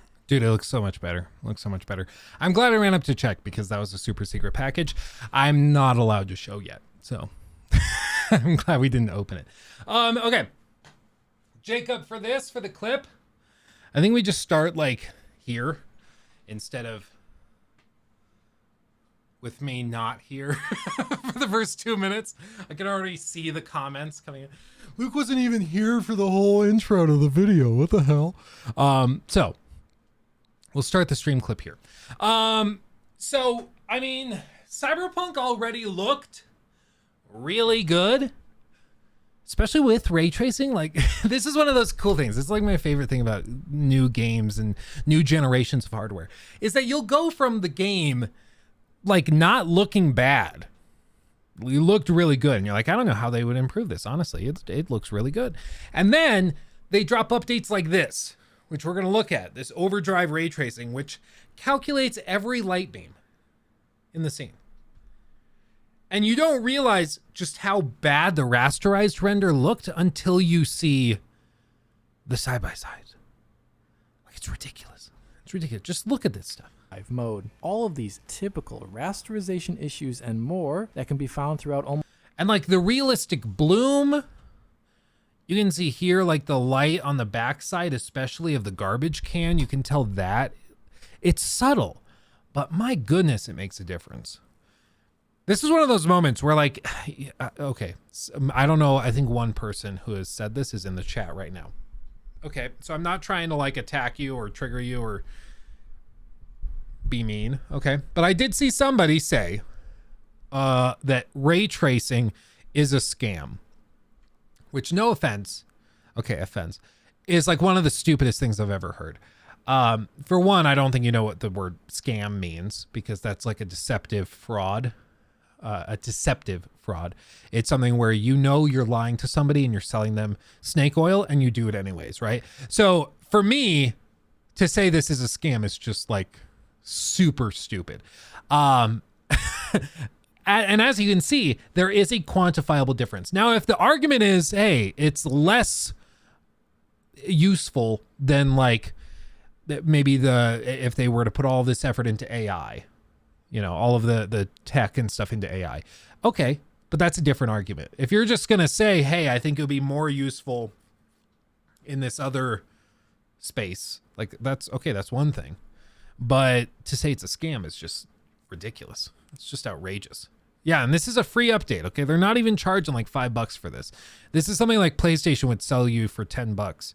But CDPR is just coming out and tossing this to us for free, which is, again, why I've said CDPR has done a lot of work to try and win back favor after the terrible launch. I still don't give them the benefit of the doubt, because what they did with Cyberpunk 2077 was like borderline criminal. It was bad. Okay. Like, I don't know how you just hand wave away what they did with CP 2077, because it was that bad. They knew it was a broken pile of garbage and they didn't care. So I haven't forgiven them yet, but this stuff does start to really impress me, if I'm being real. Almost any modern game are eliminated, as almost all of the rasterization techniques are thrown out the window here in terms of how lighting is calculated for opaque objects. I probably do not need to say too much here versus the original rasterized lighting, as it is quite obvious in the examples I'm going to be Jeez, like that versus this. Crazy. Like, and even like the boots. Look at his boots. The boots down on the ground versus the shadows cast realistically off of them. This is what ray tracing can do. Like, actually create realistic lighting that will make the games look night and day way better. Problem is, it's extremely computationally intensive. It takes a ridiculous amount of power to do this. And all of this is running off of an RTX 4090, which in the previews and video shared only ran at like 16 FPS without DLSS on. So this is not something you're going to be able to run with probably even a 4080 realistically. Unless you're running like, again, a $5,000 computer. You're probably not going to get to try this or see this for a few graphics card generations. Realistically, it's just very intensive. Screen right now, I mean, just look at the differences here. Basically, Overdrive will fully transform the visuals that still had their roots in last gen into those visuals that we can expect for the next generation of game engines. It is truly a completely different looking game with Overdrive ray tracing versus the rasterized lighting before. That's not too shocking though, given what we've seen in the last few years. Metro Exodus Enhanced Edition or even Fortnite with Lumen have similarly shown what a big difference ray trace lighting can make to games that just use rasterized. Yeah, like, again, you don't realize how bad, not even bad, but just like how much better this looks. Because again, Cyberpunk didn't look bad on max settings before. It really didn't look bad. It looked pretty good. But then you see it with the realistic ray tracing. You're like, oh my God. Okay. I get it now. You got me. You know, oh man, I love this. I love this so much because it makes you just reset all of your expectations. And then you start to, it's a taste of the forbidden fruit. And once you've tasted that forbidden fruit, everything else looks like trash. Garbage. Oh man. Lighting before. Beyond its comparison to the rasterized graphics, the overdrive setting also shows differences that are quite large when compared to the previous psycho ray tracing setting that the game has had since launch.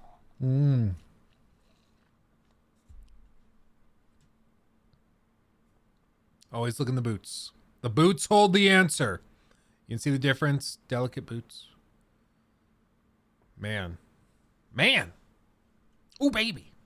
I mean, just look at the difference here between Psycho Ray Tracing and the new Overdrive mode. Both are using ray tracing, so why does the Overdrive mode look so different and so much better? There are two reasons for that. The first is that the Psycho Ray Tracing setting still used a lot of rasterized lighting in its visual makeup. The second reason for the profound visual difference is because Psycho Ray Tracing setting of old was made up of a number of disparate techniques that on their own try to improve graphical realism, but since it's a variety of techniques coming together, they could be more limited than a holistic solution. A good example can be found with how local Yeah, just look at that.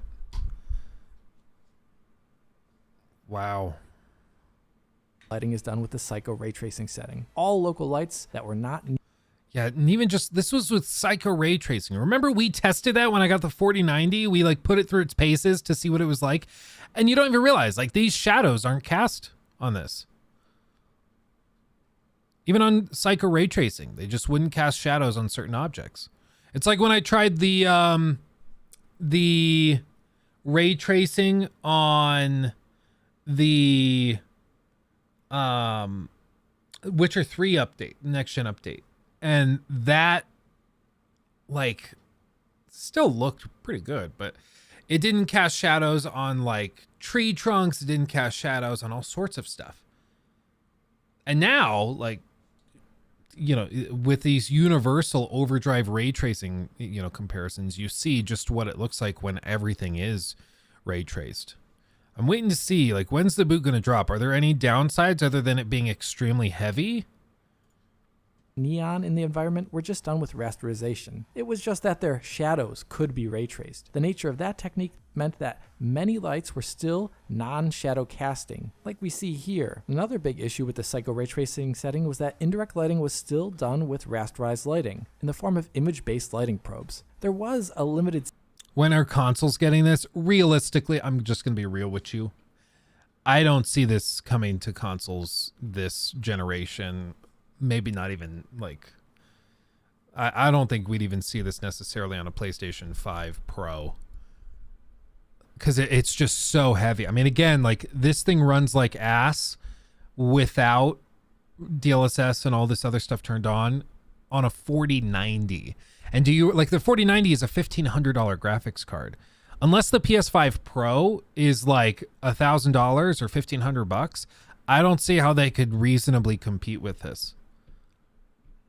You know, I really don't. Morton, this is just a marketing gimmick. I mean, the results kind of speak for themselves. I'm not saying everybody should go out and buy a 4090 to do this. Obviously not. This is a privilege of those who spend ridiculous amounts of money on their hardware. But like, I can see this being used, sure, to hype up NVIDIA graphics cards and things. But there is a quantifiable and very visual difference in what this is capable of doing. To me, it's not as much of a marketing gimmick as like the 3D audio that Sony tried to introduce with the PS5. That's gone nowhere. Nobody's implemented it. This is something where it's like, if you have the hardware and you can run it, man, it makes games look totally different. single bounce of ray trace lighting from the sun, but the rest of the indirect lighting, including the sun lighting, was still done with that very coarse raster technique. That left the psycho ray tracing setting having the same issues as that technique has in any other game. Jeez, it was just dude. that ray traced ambient occlusion would try and limit the issues to a degree. There was still a lot of light leaking and weirdness going on though. Hence why that scene that I showed off earlier with the psycho ray tracing looked so odd.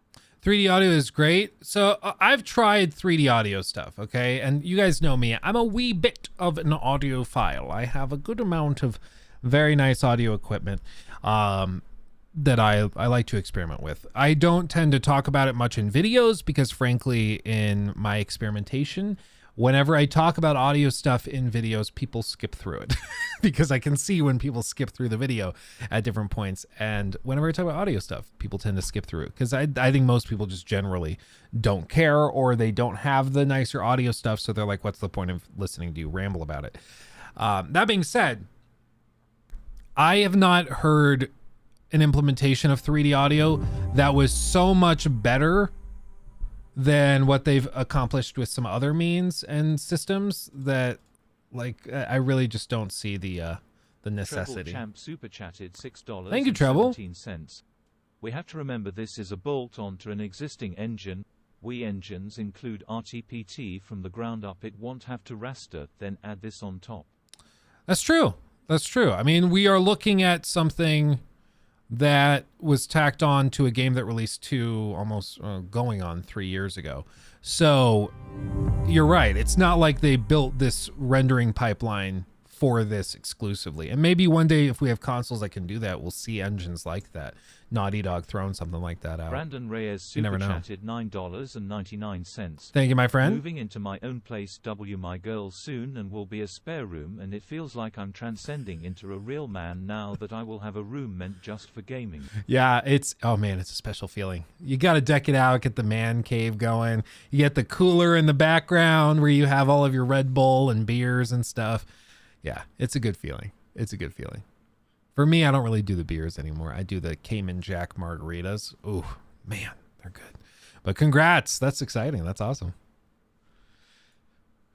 There was no skylight in that scene, and there was no sunlight as well. Just look how crazy well lit the bodies are. This scene is going to be dramatically different with this. Just wait. It's going to be very different. Are you ready? Back alley. So it was only lit by the probe lighting, and the probe lighting there was just really, really wrong. Dude.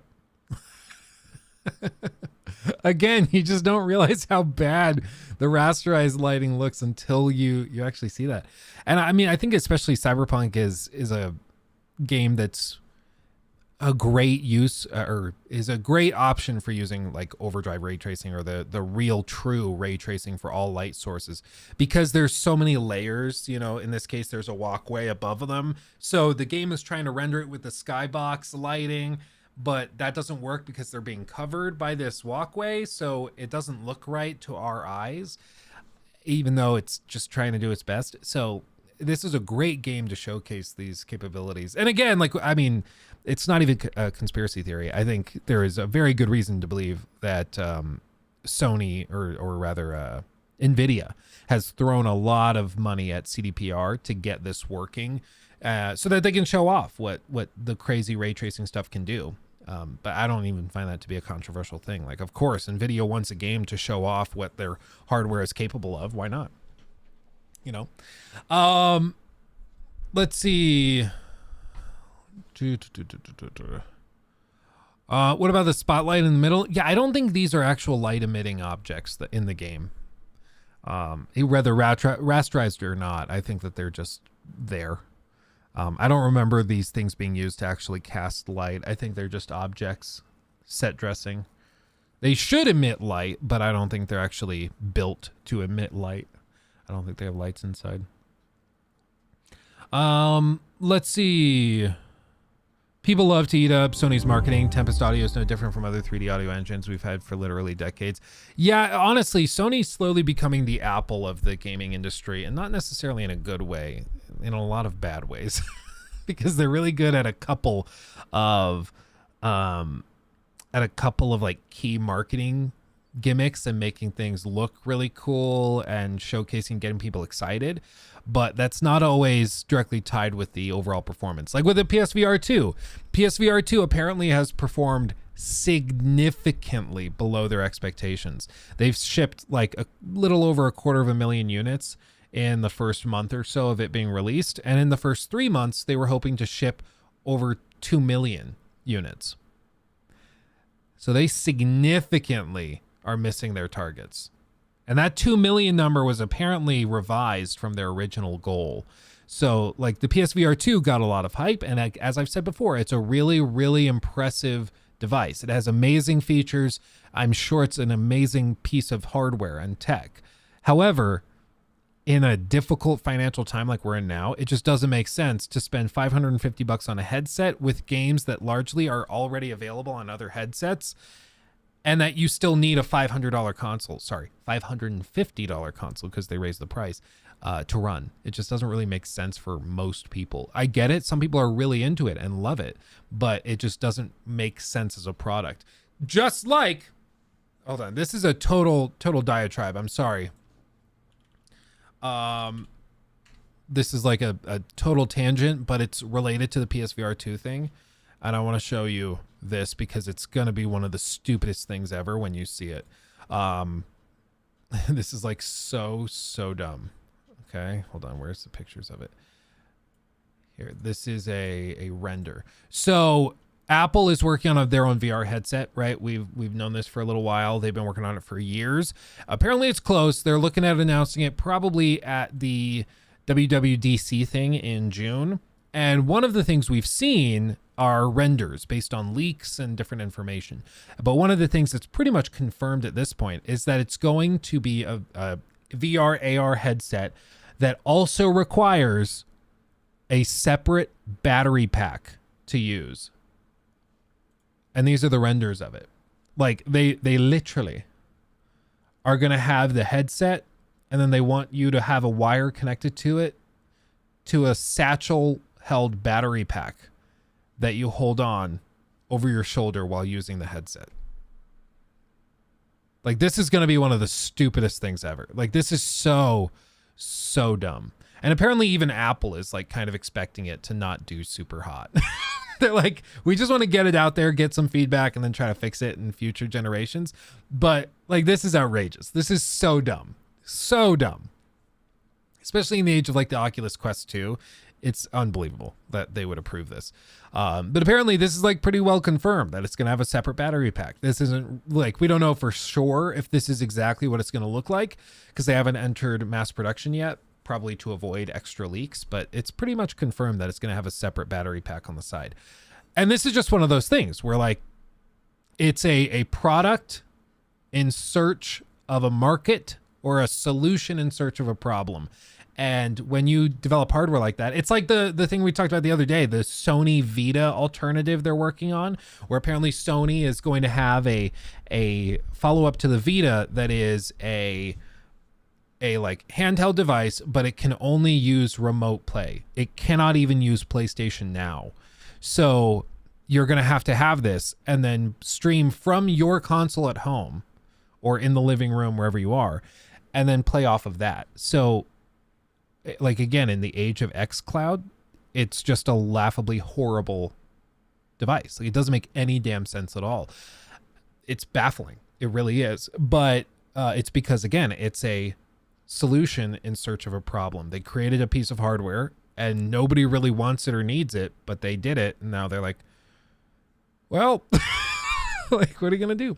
Would you prefer a heavy weight on the headset itself, one that introduces weight on one side, which requires adding weight to the other side to balance it, or making it overall heavier, also the heat? Yeah, of course it's a trade-off. The Oculus Quest 2, I've said, is a fantastic example of a headset that just does all of this really, really well. It's easy to hate on Meta for many reasons. I loathe Meta as a corporation. I think they're horrible. However, what they've done with that headset, the Oculus Quest 2, is actually quite impressive. And what they did is they put the battery pack, if you get the extra one, the extra large one that like doubles the battery capacity, it goes on the back strap on your head. So it actually helps like balance the headset on your dome. Just do that. But I think it's because Apple really likes these sleek designs, and they want it to be ultra comfortable with these Velcro things and the stretchy stuff. I don't know, man. It's this thing's gonna be a giga flop. It should be, but then again, you never know with the crazy people out there that are wild for Apple products. Like sometimes they just amaze me. It's like everybody agrees this is stupid, and it still sells ridiculously well. Like, you remember those old like Apple battery pack case things that they had before MagSafe? It was like a separate case you'd put your iPhone in, and it was just so ugly. It was just like a bulbous like bubble on the back of your phone. It was horrible. It was horrible. And I saw people using those all the time. It's ridiculous. It's outstanding. Yeah. People about to spend $800+ on Siri with glasses. Dude, I didn't even mention the best part. It's also pretty much confirmed it's going to have a $3,000 price tag. This thing's going to cost like 3 times what my first car did. And it's going to solve like 0 issues. It's outrageous. Like, every time you learn a new piece of this Apple VR headset, it's just worse and worse and worse and worse. It's so bad, dude. It's so bad. Maybe they've solved it. Maybe something they're bringing in terms of software is going to make it make sense. But $3,000 for a headset you wear with a purse. It's outrageous. It's nonsense. Yeah, people have speculated $4,000 to $5,000 even. Yeah, it's going to be, I would be shocked if it sold more than like 10,000 units. It shouldn't sell more than that. Realistically, it'll probably sell like 250,000 units. Some wealthy people will get it as like a trophy showcase thing, and that's that. But it's going to get torn apart in the reviews. It's going to be mocked, and as it should.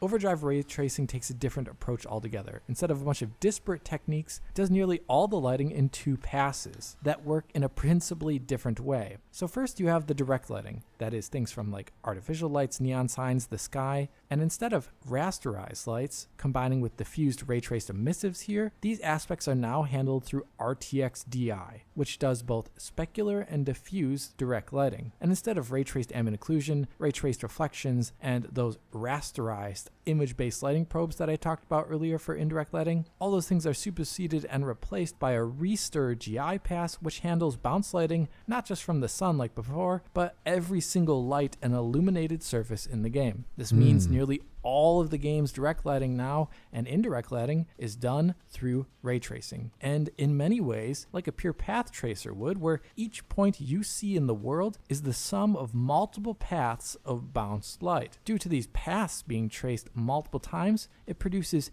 images that are quite different than before. So one of the first big changes from the previous ray tracing mode, so good, and of course dude. the rasterization, is that My question is, like, this makes sense for an open world game. My question is, how does this work for like, does this even make sense for a more linear game like The Last of Us? You know, if they come out with that, with a sequel to that, or whatever Naughty Dog's next game is, or Hellblade, or one of those, because this is impressive, but it works really well for dynamic situations. If you can just bake in all of this lighting stuff by itself, you could get this quality in a console version of a game pretty comfortably, I think. I'm not sure. Yeah, I want to see some faster paced gameplay. Yeah, we'll probably see that. I think they should. A lot of this is side-by-side stuff. I think it's more, this video is more showcasing what it's capable of. Oh, they show some combat at the end. But this is definitely a more of a tech demo than something practical for most people. Like, it'll look really good in screenshots, but I don't think it'll be super practical to actually use it. Chris, we are staying on YouTube, not moving to Twitch. We're staying on YouTube streaming. We've been baking ray tracing since 1998. Yeah, but I don't think it was like full global illumination ray tracing has not been baked into 99% of games. Like, for some stuff, you can bake some stuff like that in, but for most games, I don't think they're getting any sort of baking or baked light quite like this. Especially if there's a day-night cycle, you can't really do that. You know. Kazuma, am I banned? I don't think so. Should you be? I don't know. Should you be? I don't know.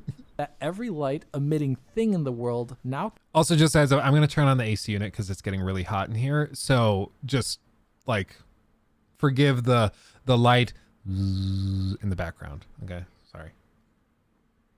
Cast shadows from objects nearby. This is pretty unheard of in games, as even those games with ray trace shadows tend to limit the amount of shadow casting lights. That is why the previous Psycho ray trace setting in this scene here looks the way it does. The nature of how shadows were traced means it would be too expensive to have every light like these here be shadow casting. But with the overdrive mode, lighting is being traced itself, and per pixel soft shadows naturally extend from the geometry, getting in the way as a byproduct of the technique. This enables every light to be shadow casting, and it's a big deal in Cyberpunk where you occupy a city with tons of little and big lights everywhere. And as I always will point out, yes, the overdrive setting enables muzzle flash shadows that are ray traced. And dude, that's awesome. Muzzle flash shadows. That's freaking awesome. yes, they are glorious. The other big benefit with the overdrive setting is how indirect lighting is completely different. Check out this scene here with the previous Psycho ray tracing setting. That one local light at the end of the alley is casting shadows, but the shadowed areas are pretty dark and actually rather gray-blue colored. That is because the local lights do not bounce light around the scene with Psycho ray tracing. The bounce lighting is done with those rasterized, image-based lighting probes, which are, as we know, prone to great inaccuracy. With ray tracing overdrive turned on, now multiple bounces of light are occurring from local lights. So that orange light is bouncing around the scene here, and it inflects the color of each and every shadow there. And this bounce lighting also occurs for specular lighting. So if we look at the reflection of the dumpster here in the original Psycho mode, the dumpster is reflected, but it is shaded in that reflection with the older indirect lighting system, making it gray and dark. With overdrive, there are 2 bounces of specular lighting occurring. So the reflections now showcase bounce lighting in them, giving the reflection a more accurate look. This is a big thing for Cyberpunk 2077 because of how much of the game takes place at night and indoor. Every single light contributes to global illumination, giving such scenes at times a mirror's edge look. And it's not just static lights like I've been showing off. Even car headlights will contribute to GI. In the old Psycho mode, the car headlights hit the wall and the light stops there. In the overdrive mode, the light hits the wall and bounces around the scene. And in this case, the bounce lighting from the car's headlights is tinged blue due to it bouncing off of a blue shipping container. A second part of Yeah, like again, very little, very subtle, and for a lot of people, they won't give a crap. And that's okay. If you don't mind this level of like minutia and tiny detail, I'm honestly jealous. Like, because if you don't mind that, then you're going to save a lot of money. But like, if you're one of those people that needs the latest and greatest, the highest end, whatever, you're about to have to fork out some extra cash. The bounce lighting now being done via ray tracing is that all the artifacts from the previous bounce lighting are gone. There are no more big chunky blocks of incorrectly shaded geometry found in the bounce lighting like there was before. Again, this was something that was really, really common in Cyberpunk just because Cyberpunk has so many like overpasses and walkways and stuff that cause this sort of artifacting. Whereas on like The Witcher 3 or something, you're not going to have that anywhere near as often because you're always outside, right? So, but Cyberpunk really, while it can showcase some really good high fidelity stuff, it can also showcase many of the problems with modern lighting engines and stuff. So it's sort of like a double-edged sword. Now just smooth per pixel gradients that don't look out of place. NPCs also no longer kind of have that white edge glow to their skin. Yep, that happened in the rasterized graphics and Psycho ray tracing mode before due to the usage of image-based lighting. That was one of the most annoying things, is it looked like every character was always glowing. It was really, really weird, but now you can see that almost entirely goes away. And boy, do those NPCs look a lot better now. And lastly, sunlight and skylight bouncing around the scene via ray tracing will also give those areas affected by their indirect lighting a quite stronger and contrastier look than before, where the old IBL system kind of turned shadow regions into this almost unlit gray-blue look. So yeah, the new overdrive lighting is the real deal and levels up the game considerably. The art assets I always thought were really great before, but now they look particularly stunning given that the lighting is much more consistent and physically based. As you can imagine though, tracing the paths of light multiple times has a very significant performance cost. Here we go. This is the part I'm really interested in.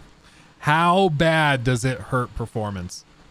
For real-time graphics. To give you a sense of what I mean, turning on overdrive mode at native 4K, which is an absolutely ridiculous amount of rays being traced per pixel given how multiple paths are being traced here, well that brings down performance in this scene here to 18 FPS on an RTX 4090. Yes, an RTX 4090 with all the special path traced might that GPU normally shows. Obviously that would not be a good playable experience. The way to make it playable is the same way it is in many other games. Use DLSS. For example, going down to DLSS performance mode puts the game already in an extremely playable territory on this GPU, 59 FPS, and then turning on DLSS 3 frame gen on top of that brings the scene up to 95 FPS for much higher visual fluidity, as I've shown off in my review of DLSS 3. This video used a mix of settings for the comparisons, but all of the B-roll was done in DLSS in performance mode, and that's how I played the game, and I think it looks incredible. In the moment-to-moment gameplay, frame generation from DLSS 3 also further increases that fluidity beyond what I can reasonably show in this video, and when I do get my hands on this patch in full, that would be the way I would want to play it. And I'm telling you, if you've never gotten to experiment with the frame generation stuff on the 40 series cards, it's outrageous. Like, it really does feel like magic. You flip a switch and it will just like add 50 frames. It's outrageous. It's stupid efficient. It works very, very well. And I mean, any game that has it and it allows you to turn it on, I turn it on because it's just so much better. It's crazy. Well, there you have it. Here's our short video covering our technical preview of Cyberpunk 2077's overdrive ray tracing mode. Really impressive stuff that even in its technically unfinished form, as you've seen in this video, shows some amazing promise for the future. And with that being said, I hope you liked this video, and if you did like it, hit that like button and subscribe to the channel. If you're already a subscriber, hit that little bell in the corner to be informed as soon as Digital Foundry posts a video. If you want to support more content like this in the future, support us on Patreon to get years. Man, it looks so good. Wow. Do you think Spider-Man 2 will show the full power of the PS5? Maybe not the full power. It'll definitely do a lot. It's going to look really good and run well, I'm sure. But I'm waiting for Naughty Dog to really showcase it. I think they're going to make it look the best. Frankly. Frankly, my dear, that's what I expect. Which makes me wonder, why is frame gen exclusively tied to DLSS on? That I don't know. There might be a good reason for that, but I would not know it. That's a good point. I don't know. The Rodden, thank you for becoming a member. Awesome. Thank you. Welcome. Not after The Last of Us PC port. Yeah, for real. Let's see.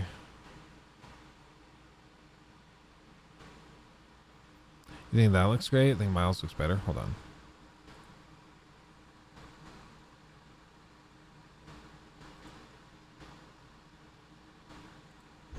Achieve.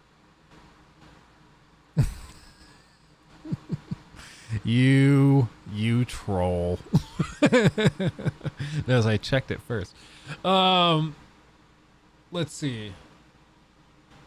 Hogwarts Legacy can be tricked into leaving frame gen on natively. Oh, so it's just an NVIDIA thing. They're just being stupid. Okay. Kale, it's the AC unit. It's because I have the AC on because it's stupid hot in here. I'm just letting it cool down the room a little and then I'll be turning it off. Okay, let's see this. Apparently Redfall's IGN gameplay IGN's Redfall gameplay did not turn out too well. I'm not familiar with this, but let's see what this is from Mr. Yong. Important part of any video game development cycle. It's how you let people know that your game exists and what to look forward to with your game. And I feel like Arcane, as much as I tend to enjoy their games, their marketing has always suffered. Their last title was Deathloop. I don't think the marketing for that game was particularly great. And now with their upcoming Redfall, I feel the same way. The first trailer that they showed off, I don't know, it was kind of hit or miss. Interesting concepts going on there, but they didn't show enough to really wow us.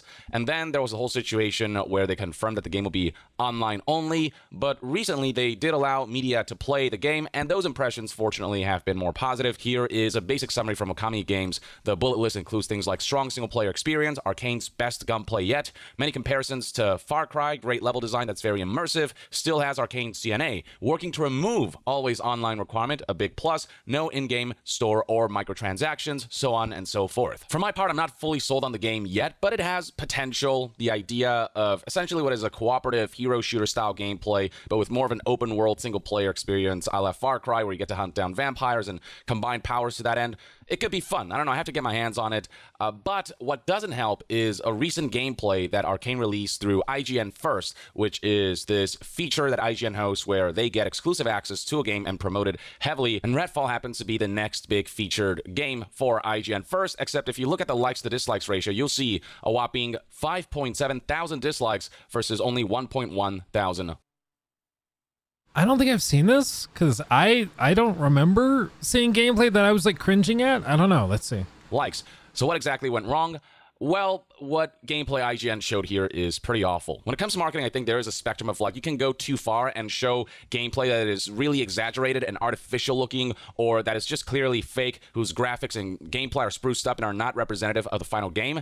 And then on the other end of the spectrum, you can show gameplay that maybe has elements of what we'll see in the final game, but is so poorly shown that it almost does your game a disservice by not showing how it's played properly. And that's where this IGN gameplay sits at. A good middle point is just showing us gameplay that definitely looks realistic and achievable and that is played proficiently. With this Redfall gameplay, man, it is frustrating and painful to watch. And a great example would be like Cuphead. You remember that guy, the journalist that couldn't play and get through the tutorial section of Cuphead and then complained about it?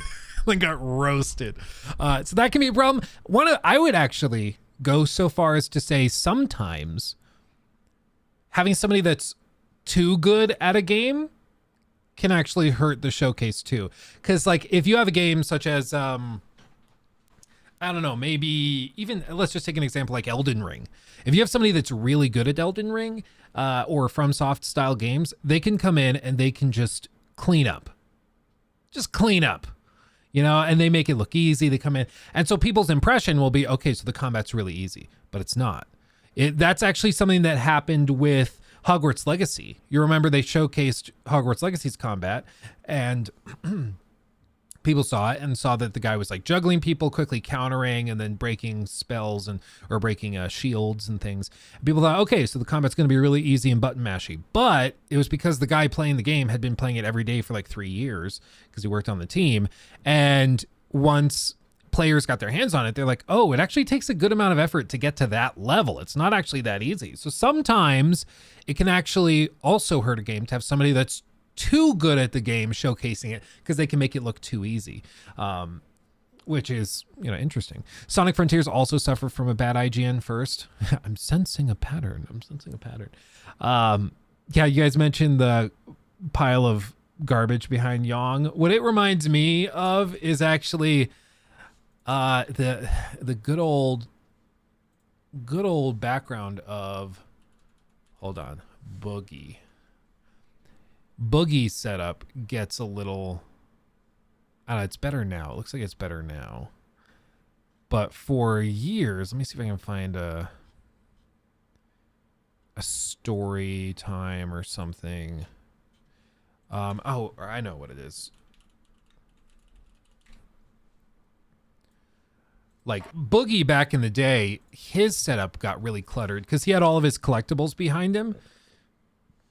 And like over the course of a few years, it just started to get more and more cluttered. And then eventually he added like arcade machines behind him. Man, he used to be so much bigger. He's lost so much weight.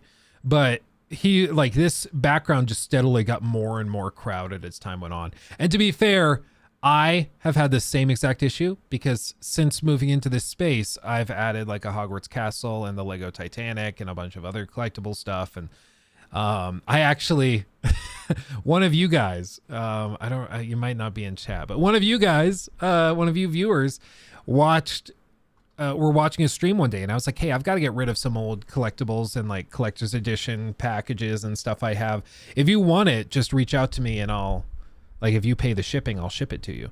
And one of you guys took me up on it. And so I shipped like 5 or 6 collector's edition statuettes and things to you. And I don't know if he wants me sharing his name. I'm not sure, so I won't. But yeah, I will occasionally do that where I have extra stuff and I'll just be like, hey, somebody in chat, if you want it, message me. First one gets first dibs, you know? So I try to stay on top of it and like toss that stuff out if I can help it. But yeah, it's easy to get cluttered when you start getting a bunch of random stuff, especially because a lot of these studios will just start sending it to you. So you don't even have like, you can't keep track of it. It's like, I didn't really need like Assassin's Creed Valhalla. Assassin's Creed Valhalla. Statues and stuff, but Ubisoft sent it to me. That's an Orlog set, that brown box there. That's an Orlog set from Assassin's Creed Valhalla from that whole thing. So the in-game game, they just sent me that. It's outrageous. It's silly. So I try to give back whenever I can and just toss it to you guys if I can help it. And it's a detriment to the game. And this is not me trying to make fun of the person who's playing this game. It's just... for me, it is me making fun. Yes. That is what this is. If you work in games journalism and you're terrible at a game that you are being paid to showcase, I get to make fun of you. Them's the rules. Like if you're IGN and you get exclusive access to gameplay for a game and are going to show that game off, there's a certain responsibility that comes with that to show the game, not necessarily in an artificially good light, but in a balanced way where you show gameplay that feels representative of what the majority of players who are playing the game proficiently will experience, so we can get a genuinely good idea for what this game will actually play like. It's frustrating when I want to get a genuine idea for the gameplay and then the gameplay shown is just something that looks a lot more underwhelming, not because the game itself is that underwhelming, but because the person playing the game just doesn't really seem to be doing the gameplay justice. And so I don't know, I wish they would have either re-recorded this gameplay video or just found ways to just make it closer, more representative to how more people will play this game. You'll see what I mean. But before we delve into the gameplay footage, you know what isn't pain? Yeah, shout out to Raycon, by the way. Raycon does have great headphones. I have right here. They're on the charger. I've got my Raycons right here. So I'm not skipping them because I don't like Raycon. I'm trying to respect your time. However, I want to be clear with this, okay? I want to be real that, like, yeah, we're not just making fun of people for the sake of making fun of people. But if you work for IGN and you've been paid by the editor, by the team, to showcase a game like Redfall, and then you just, like, you actively harm the game's chances and you do a terrible job of it. The reason we get to make fun of you and poke and prod a bit, all in good fun, not trying to like cyberbully or anything, of course. But the reason why we do that is because, like, it's literally your job, okay? If I will screw up in videos and I'll get called out and made fun of for it. And I think that's fair. Yeah, I made an oopsie. You get to tease me. It's only fair. You know, we try to do better. We learn from our mistakes and we move on. But if you work for a big company like IGN and you're being paid to make a game look good and showcase it, and instead you make the game look terrible, I think it's only fair if we poke and prod, because again, it's literally your job. If I go to Orange Julius, the like restaurant, and I order an Orange Julius, your namesake product, the titular product, and you can't make it, I get to make fun of you. Them's the rules, because it's literally your job. It's literally your job.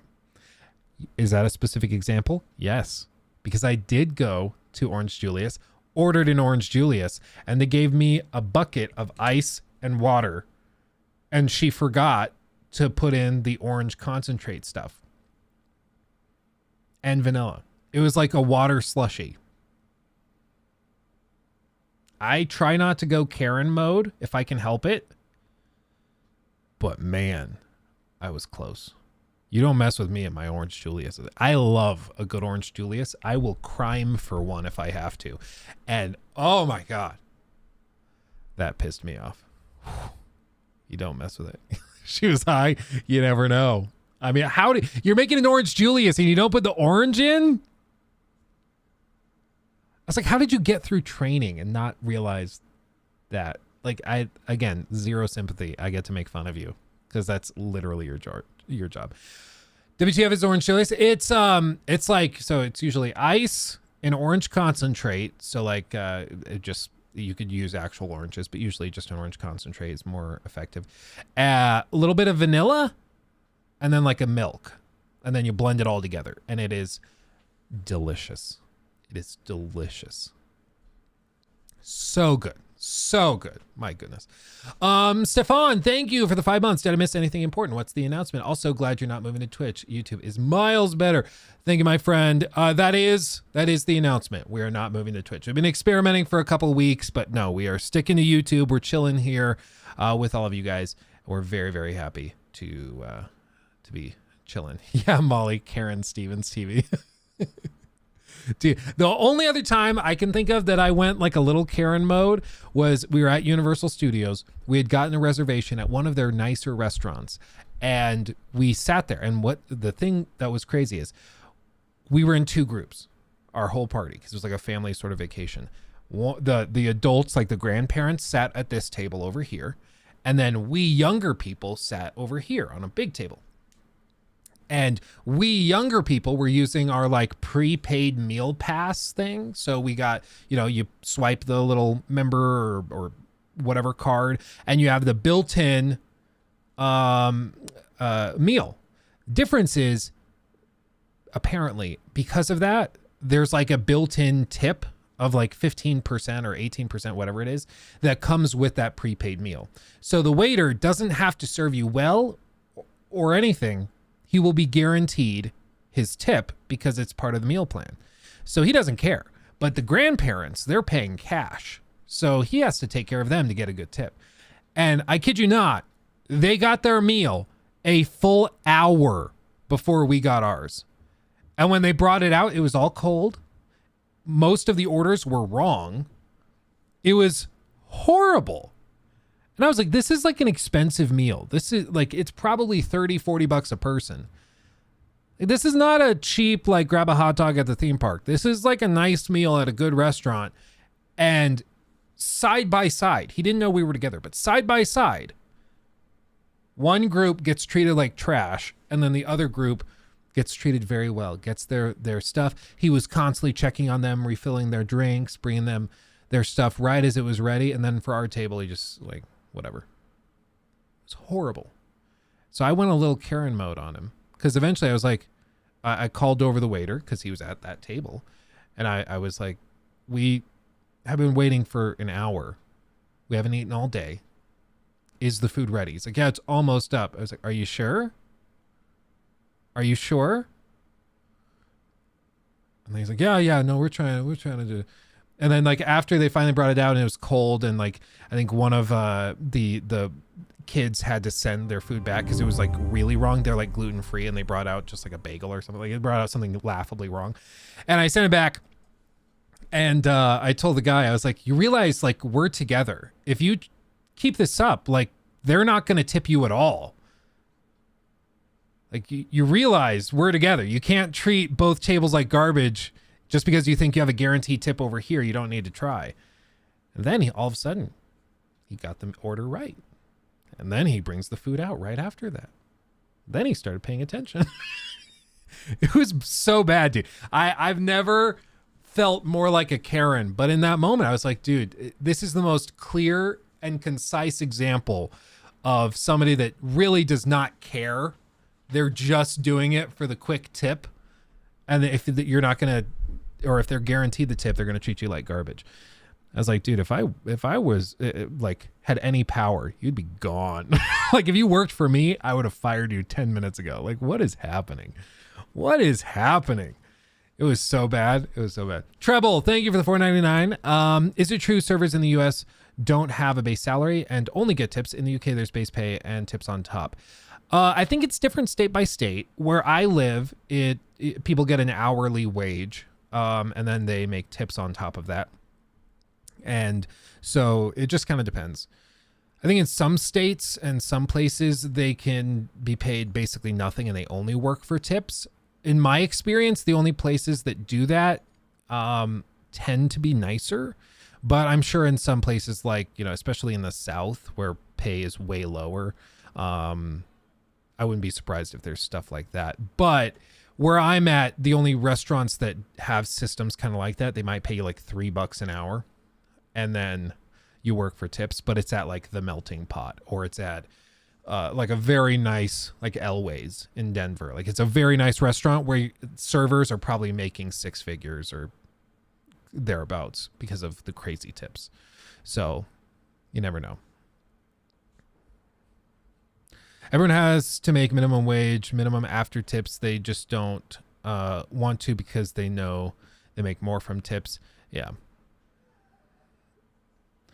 The only Karen Luke can become is Karen Luke. Ah, it's because I care too much. Oh no, Lucky. There's a fussy baby. That means it's almost nap time. Hello? Hello? Hi, Mr. Grum. Is it almost nap time? Happy and excited to see you until he saw what was on top. Oh. And then he did not want to come and see you anymore because he wanted it. Oh, fella, do you want to share it? Oh, you bet too? Come here. He's just melting. Fella. Oh, don't throw yourself back. Stop it. Can you say hi, everybody? Okay. But that was fun. Okay. Buddy. He was in such a good mood, and then we hit the landing, and he was like, no. He's like, that's not for me. You go upstairs. Buddy. You say that you. I know you. Okay. Bye, Dad. That was fun. I love you. In case you missed it, the reason he's throwing a fit is because Nikki brought me lunch, and then on top of it is a little, like, Fig Newton. Just a single Fig Newton split in half. And he loves Fig Newtons because he's like me. And so when he realized that wasn't for him, he lost it. Because he's like, no! Apparently he's already had 2, so we couldn't even split it. Let's see. Yeah, Luke's wife, tell us about the sexy football players. When she does her first stream, you'll have to ask her about the football team in Brighton. She's got to be careful because she has leaky lips sometimes. Sometimes she overshares. And I think there's a couple tidbits of that story that could get some of the other girls she was there with in some serious trouble. I'm sure it doesn't take a genius to figure out what that means. But yeah. There was some behavior that was not becoming, I think. So, Nikki's a goody two shoes. You know, she stays very much. She doesn't get in trouble. She sticks to the line. You know, she doesn't do anything. But she was out there with some less than reputable folks, I think. Anyway, let's see what this gameplay was like. Let's see what this was like. I'm intrigued. You've said too much already. Oh, maybe I'm the problem. It's 3-minute footage for you guys and react along the way. Here we go. Already, they can't aim properly. So starting out, you know, it's fine enough, but as the gameplay progresses, you'll see what I mean, why this is so frustrating for people to watch. The amount of running away that the player does. So right here, some shots hit. And then all the different cuts that happen throughout this footage. Yeah, this is... out here is where things start degrading. The player, for some reason, just runs away from the encounter. But alright, let's see where the player's headed next. Right here is an enemy. Gets shot. Very low health, but the player doesn't finish him off. Runs away. Frantically running around the field. This reestablishes the idea people have had for a while that a lot of people that work at IGN and these places aren't actual gamers. A lot of them are just like journalism majors that got a job in IGN because they just knew somebody who knew somebody. And this, I mean, I wouldn't be shocked if this person doesn't play games. If this is just somebody who writes about games but is not super active, you know, because this is bad. Oh, that's a good point. Let me set it at 1x speed because we're watching it a little sped up. It's going to be even more painful at actual speed. And it's just like hard to figure out what this game is from this footage, you know what I mean? And the marketing of a game should aim to give players a good idea for a game. And then, I mean, a lot of silly mistakes and then just more running away. Low health, I get it, but okay, heal up, and then I don't know where that went. It's just running around. Not doing a whole lot. And then a bunch of cuts. That makes this all more disorienting when it comes to trying to figure out what's going on.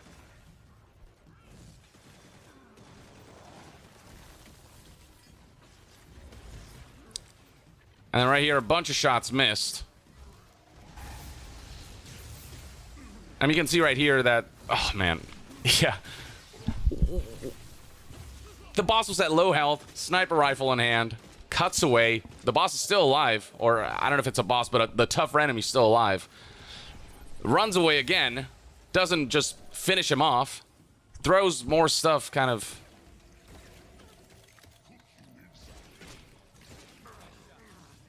Once again, just fails to finish the enemy off. I don't know,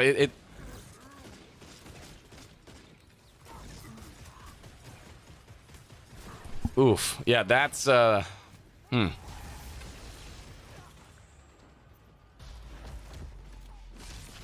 finisher's cool, I guess. Okay, my first thought was maybe this is like a PC, like a mouse and keyboard player trying to play on a controller. Because I'm terrible at aiming with a controller.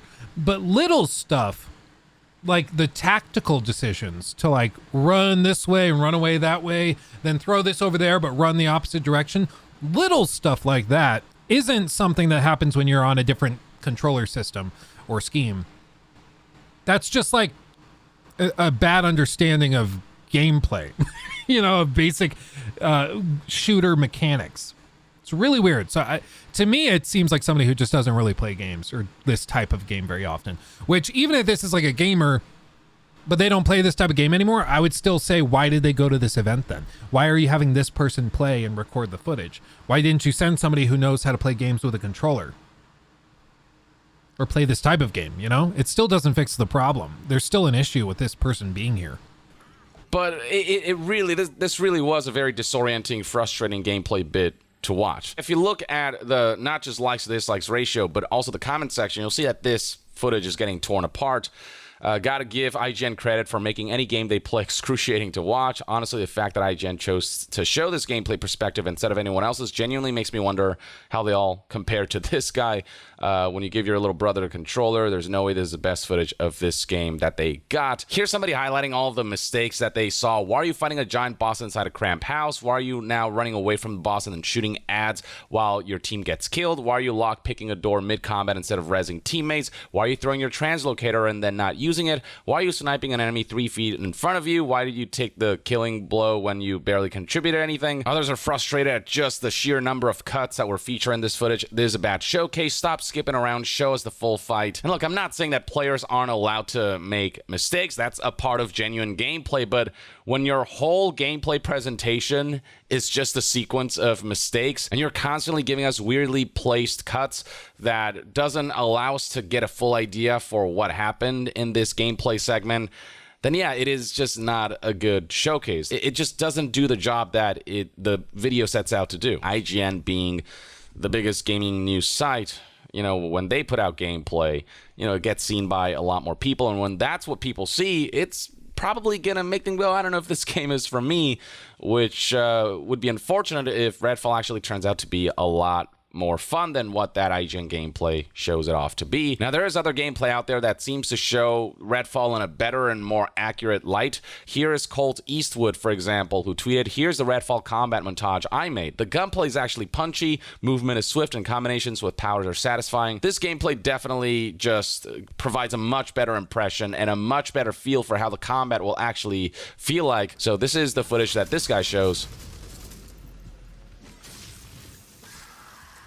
This looks a lot more fun, the way this is presented.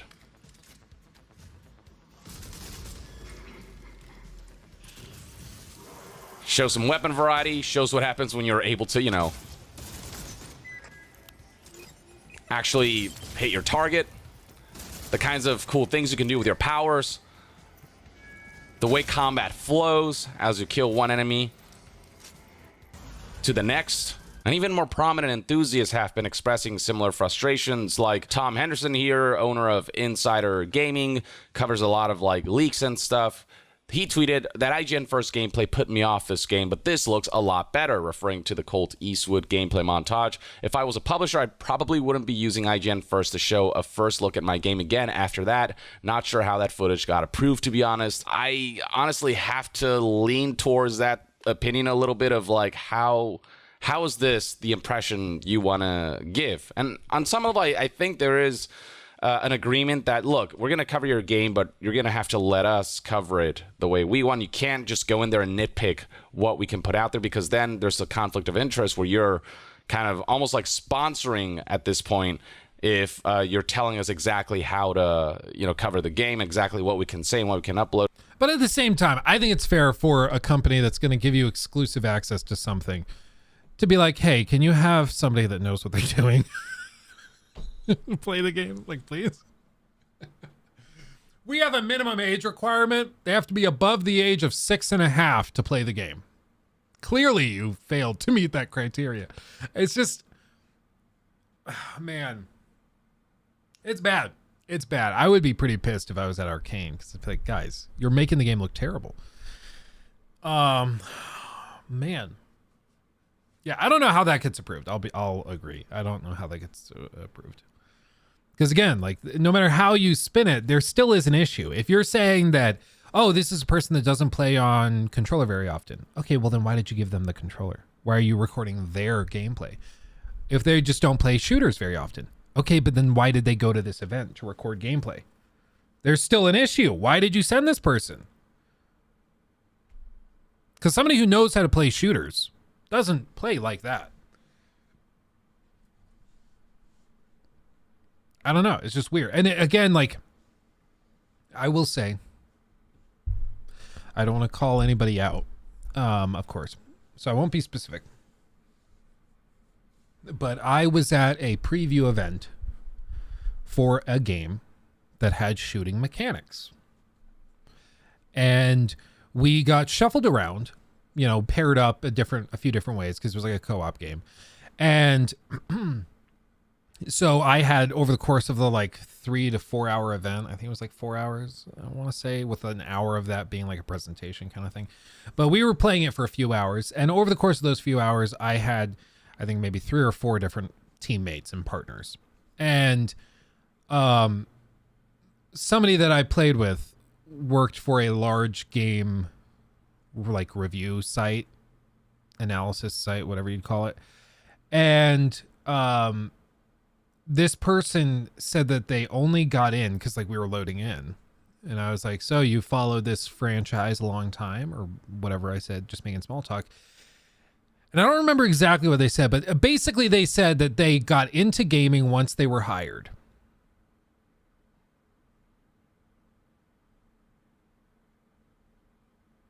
Red flag, red flag, red flag.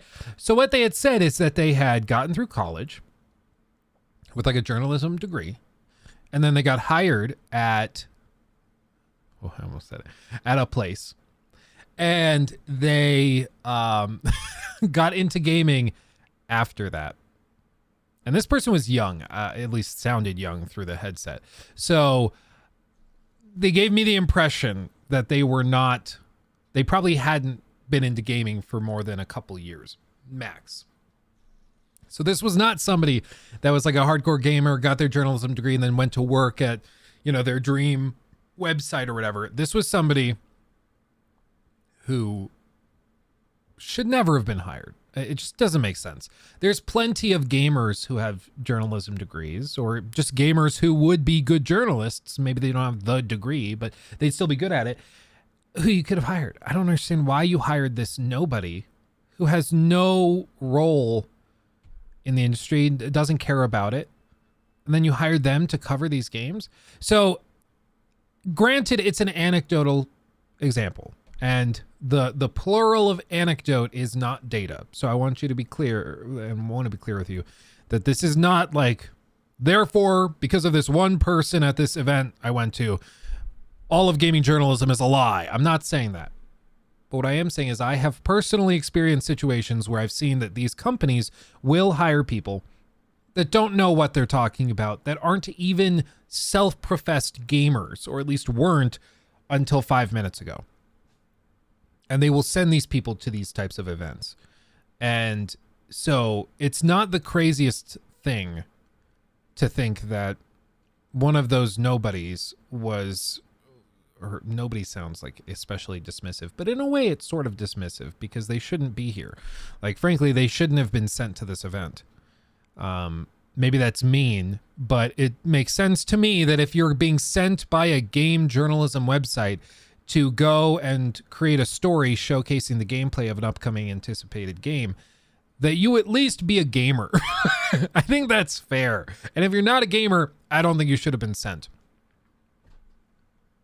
Call me crazy. Luke, you're so mean to people. Yeah, sure. But when you're incompetent and it's literally your job, I get to make fun of you. If your job is to be a chef and I order a medium rare steak and it shows up burnt and with the consistency of rubber, I'm going to make fun of you. It's like, this is your job? You're proud of this? You should be ashamed. Your mom should climb out of her grave and slap you upside the head because this is bad. Because it's your job. You're being paid to do this. Like, when did we start getting to the point where we just like forgive incompetence because we need to be nice to people? Like, no, it's your job. It's your job. If you can't take a little bit of pride in your work, come on. I got into games in high school, Rotten. But you know what I wasn't trying to do in high school? I wasn't trying to work for IGN and go to like very special preview events. And if I had gone to those preview events, nobody should have given a crap what I said, other than if I specifically framed it as like, hey, I'm somebody new in the industry. I just got into games and this is my fresh perspective. And I always try to be very, very clear about that. Like when I did the Resident Evil 4 video, like I'm not pretending as though I'm somebody that I'm not. I'm not pretending as though I'm really familiar with Resident Evil. Like, no, these are the games I've played. I never played Resident Evil 4. So this is my fresh perspective. Whereas if I pretended like I was something I wasn't, and if I went into it and like I tried to present myself as a Resident Evil expert, you guys would be able to tell pretty quickly by my weapon choice, by all of these little things. And that's kind of what this comes off as. It's just, this was somebody who probably doesn't really know this genre very well, which is okay. But it doesn't change the fact that the editor at IGN, the people in charge, should not have sent that person to this event. It just doesn't make sense. Let's see. Where was it? Sorry, I had to ask. No, oh, you're fine, Rodden. I think it's a good clarification to make. It's just, there's a reason it leaves a bad taste in people's mouths, because it comes off as very disingenuous when people do this and when this type of thing happens. But then again, it's also IGN, and IGN's done this a handful of times, which is why it's kind of a meme at this point. What does the 168 at the bottom right mean? Oh, Proto, that is the current count of memberships. So the total number of people who are members is represented in that number. To me, it only seems fair that you guys know how many people are on board and are doing that. You know, so I don't see the reason to keep that secret. You know, it seems weird to me to be like, I don't want to talk about the numbers. Like, no, you guys are becoming members. You're joining and tossing money at me. It's only fair that you know what that actually comes out to, at least as far as I can tell. Yeah. Let's see.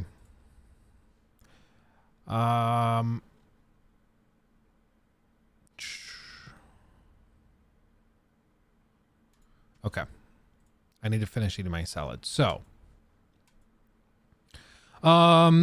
this one, let's check in with Maddie real quick, because apparently there's some more madness going on with Xbox currently. Let's see what's going on with that. Let's see what's going on with this so I can finish my salad. Here we go. Ready? Buckle in. Xbox rumors are getting crazy. Mohammed, thank you for the 25. Thank you, my friend. Tossing money. Love you, man. I love you too. Thank you, my friend. That's very generous. Thank you kindly. Thank you kindly. Everybody, it is Maddie here today, sitting down to talk about a number of Xbox rumors. And unfortunately for Xbox, none of this is really good news. Now, I imagine a lot of this will be swept under the rug as we're finally starting to get first-party games from Xbox. Minecraft Legends is a couple weeks out. I'm quietly interested in that one. We also have Redfall in just a number of weeks too, so a lot's going to start happening. I thought it was important to cover all these rumors now. One of them is actually circling back to the topic revolving around Square Enix and the lack of support that they're giving Xbox. Is it their fault? Is it Xbox's? We went all in on that conversation, but now it's continuing with a couple more rumors. Also, it's being reported that Xbox is removing a major feature that fans aren't too pleased with despite the legality of the situation. And last but not least, we got a couple of Activision Blizzard updates as it looks like things are moving toward an approval, and PlayStation, they're kicking and squirming, that's for sure. No shame whatsoever. But anyway, ladies and gentlemen, if you're new here... Dude, it's about to get so funny.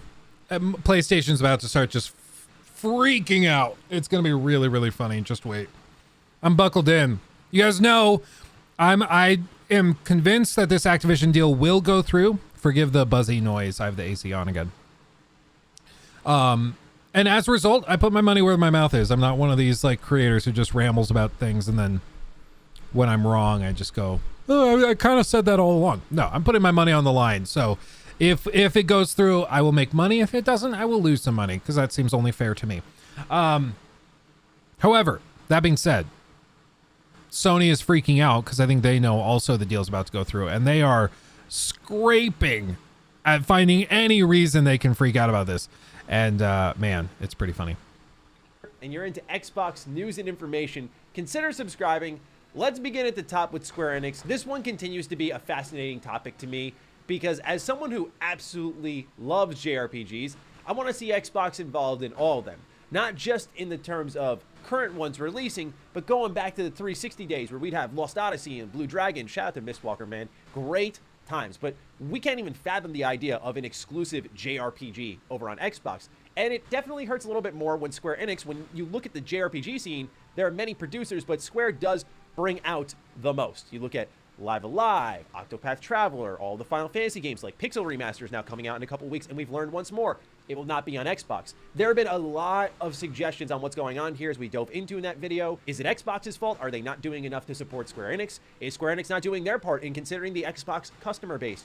Or is it somewhere in the middle where PlayStation is middling in, which I put the caboose on?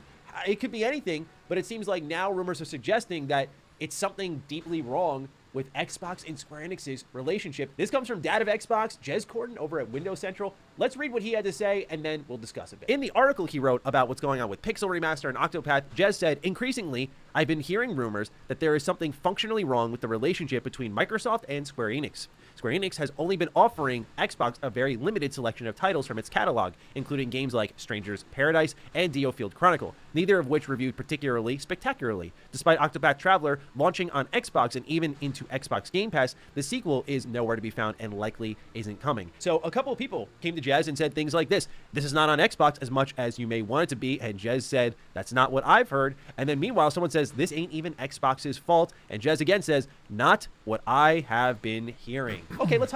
That is really interesting. I don't even know what that would mean. Like Xbox isn't talking with them, or Xbox hasn't offered them good payouts or something. I don't know. I mean, to be fair, let's be honest. I do think it is a hole in the Microsoft catalog right now, the JRPG and generally just Japanese support and titles. However, I think it's you know, strategic. I don't think they see JRPGs as like a real priority, I guess. because they know they have mostly membership in the West, so I just don't think they see the need to put a lot of time and money and effort into building out that stuff with Japanese developers, you know. Pixelation Loss, thank you, my friend. Appreciate you. Thank you for becoming a member. Hypothesize. The relationship is falling apart here. I mean, it clearly makes sense. It kind of spells itself out before our very eyes when you see the lack of games. But how could this have come to be? You think about Xbox Game Pass and where it was in its life cycle, and where Outriders of all games came in as the perfect kickstart to the third-party day one Game Pass train. Now it's a service norm, and now we're getting bigger and better games than ever before day one that we could only imagine. I go back to Wolong, MLB The Show. These are games that I would pay top dollar for, but they're coming to the service free of charge. But it all really began in the third-party capacity with Outriders, and that was a Square Enix published game. So when everyone saw that, we thought, well, when it rains, it pours. Come on in, Square Enix. Let's see what you've got for us. Any other games? And when we saw Octopath, okay, JRPG support. Let it begin. Let's turn this narrative around. We need Square for this because, you know, Xbox has managed to court the likes of Sega with Persona, but Square is a whole different beast. So when you see Octopath and it's not on PlayStation, it did seem to reflect that some type of partnership was developing there.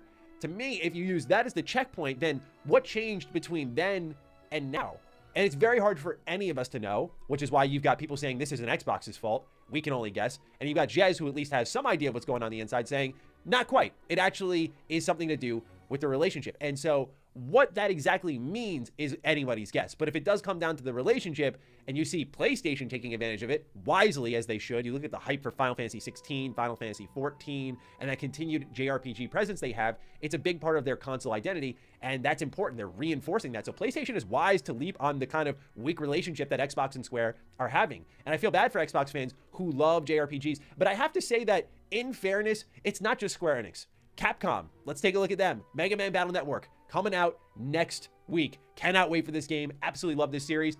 No Xbox support. And Capcom, I mean, when you look at how well their games are doing between Monster Hunter, Resident Evil, they got more money than God right now. And the fact that they couldn't even wither out a little port for ye old Xbox for Mega Man Battle Network Legacy Collection, which I am of the mindset, as someone who loved the series growing up, that was my Pokemon, I feel could use all the love it can get. And even that couldn't get an Xbox support, but it got the Zero collection and the ZX collection and the X Legacy collection. Something foul is going on between Xbox and I think multiple companies in Japan. And I'm not sure what it is. Resources, assets, funding, Game Pass, or nothing. There are so many things we're just not privy to, but what we're hearing now is it's a relationship issue. So we'll see how it develops, but quite the interesting rumor nonetheless. Speaking of Game Boy Advance games like Battle Network, a lot of y'all like emulation, and Xbox, while they can't market it because of the legality of it, like, hey, come download all these games that you don't own, they have slowly turned into the emulation machine. There are plenty of videos you can watch online of all these various channels setting up emulation software on their Xbox.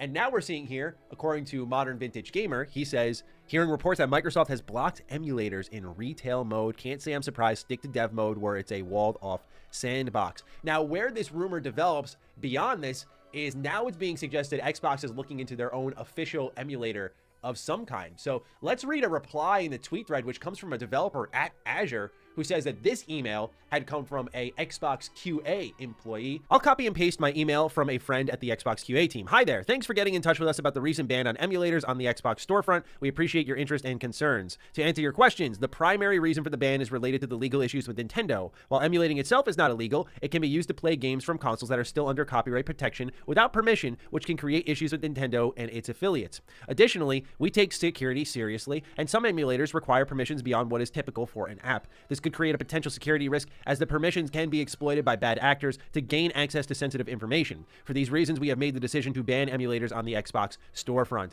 However, we understand that many users have dev mode enabled to run legal emulation. We don't seek to remove this ability, as it does not grant access to the retail components of the system and is considered safe. Unlike retail emulators, dev mode is limited to certain functionalities and does not have system read-write functionality. That said, we are exploring ways to allow safe and legal emulation on Xbox. We are in talks with legitimate emulator developers to bring their software onto our platform while ensuring that all copyright laws and safety protocols are followed. We appreciate your understanding and patience as we work through this issue. Our goal is to provide a safe and enjoyable gaming experience for everyone, and we are committed to finding a solution that meets those goals. If you have any further questions or concerns, please feel free to reach out to us. Best regards, whomever wrote this. We shall never know. What if...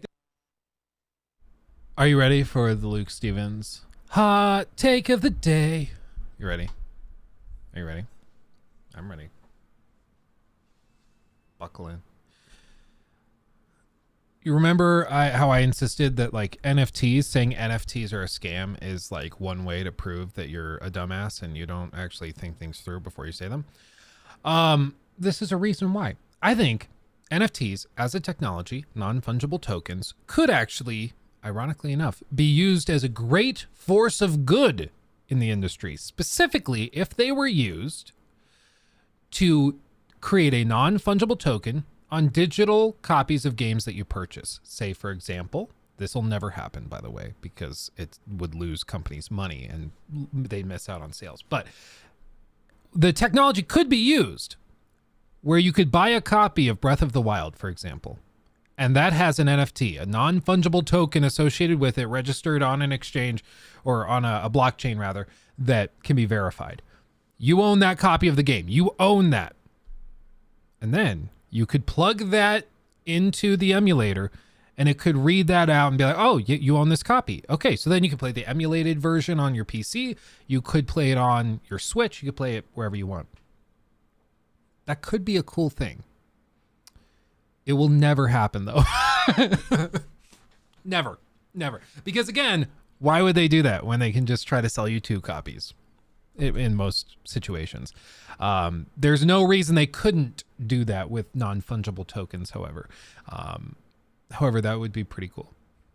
Yeah, it would be just like having a unique ID. And that is, at its core, what NFTs allow you to do, to have a unique ID that specifically can be verified because it's tied to a blockchain. So it can be verified as a thing. So that is technically possible. Also, I mean, you don't even need necessarily NFTs to do this. You could also do it just with unique digital identifiers, like a license for software or something. You know, when you buy like maybe a Steam key wouldn't be a great example because it's, you know, not very complex. But if it's like a 30-digit or like a stream key for streaming on Twitch or YouTube, where it's like a 30-digit thing. And if you kept that private and secure and that's your copy of the game, you could verify it within an emulator, proving you bought the game and you own the copy of it. There's ways to do this, and it could work out where you could take your copy of the game across different platforms. Again, it'll never happen, but it could. It's technically possible, but this is why, again, I find when people just say something blank, like NFTs are a scam, it's like, you have to be a little more precise, because what the NFT grifters are going to do is they're going to come along and show how that doesn't make any sense. And then they're going to sell the people who don't know any better something that is an actual scam using NFTs. But NFTs by themselves are not a scam. Just like crypto is not inherently a scam. It can be used to scam people. And I would say if you look on like the volume of total crypto exchanges and stuff, probably a large proportion, a plurality perhaps, are used for scam purposes. However, crypto is not inherently a scam. Microshare real estate is not inherently a scam, but it can be used for scam stuff like in timeshares and things. So you have to be more precise, because when you're not precise, grifters and snake oil salesmen come in, show how you don't know what you're talking about, and then go like, see, victim, they don't know what they're talking about. They just said something stupid. So you can trust me. Then they come in and they sell you on the scam that uses the NFTs. But because they won the favor of these other people, it can cause trouble. Timeshare is not inherently a scam. No, again, like if we're being precise, I agree. It's not inherently a scam. It can often be used, and timeshares can turn into scams. I had a guy that lost about $80,000. I was selling a duplex that he owned, and this was when I worked in real estate, of course. And so I was selling his duplex to a guy, and the deal couldn't close because he had like a crazy timeshare from years ago that was tied up into his credit report, and it had been sold between 15 different companies. And it, like, very long story short, they had scammed him out of like $60,000, $70,000 or $80,000 when you counted closing fees and all that stuff that he had to deal with. But not all timeshares are a scam, but many of them can be. You just have to be cautious. But I agree. We must be precise. This ends up being true. Xbox looking into emulation technology on a more legal front would make some kind of sense when you look at something along the lines of the backwards compatibility program. I'm not going to pretend to know the ins and outs of it, so I'm not going to shoot too high above my pay grade here, but to my knowledge, that is a degree of emulation technology, right? The idea, the gimmick is you put your disc in, but really the disc is like the unlock key to the emulation that is installed on your Xbox. Oh, Slug, thank you for becoming a member. Appreciate you. Thank you. So you do get backwards compatibility in that way, and that's how they allow you to upgrade the imaging to a certain extent and get the most accurate representation of the original product. I'm curious if they'll build off of that. I'm curious if they're going to go another 200 a day? I don't know. If we can get this to 200, that'd be baller. That'd be baller. We probably need gifteds. That's a lot, but yeah, that's a lot. But it's possible. I believe in you guys. 30 more members by the end of the day. We can do it. Another route, and how you do circumnavigate that. When the Xbox Series consoles first dropped, the talk of it was Game Pass. I mean, let's be honest, they didn't have any launch games to talk about. So it was Game Pass, and then that's right, it was emulation. It was a really interesting launch cycle for Xbox compared to PlayStation, which had your traditional launch with the amazing Astro Bot and Demon's Souls remake, like two fantastic games. Whereas Xbox, it was the gimmicks, the services. It was a very peculiar launch cycle for that console. But this is significant. And if they do end up blocking it and removing it, granted, there is dev mode, but this is starting to piss a lot of people off. So we'll see how Xbox responds to it in a legal manner, if at all, and if this email is even true at all. But then again, Dolphin is coming over to Steam in the second quarter of this year. And yeah, I still don't know how that's possible. How the hell is Dolphin coming to Steam? That doesn't make any sense. For me, I mean, mainly the reason that they showed in the picture, the reason that Dolphin coming to Steam would be a big boost is because you could use it on the Steam Deck.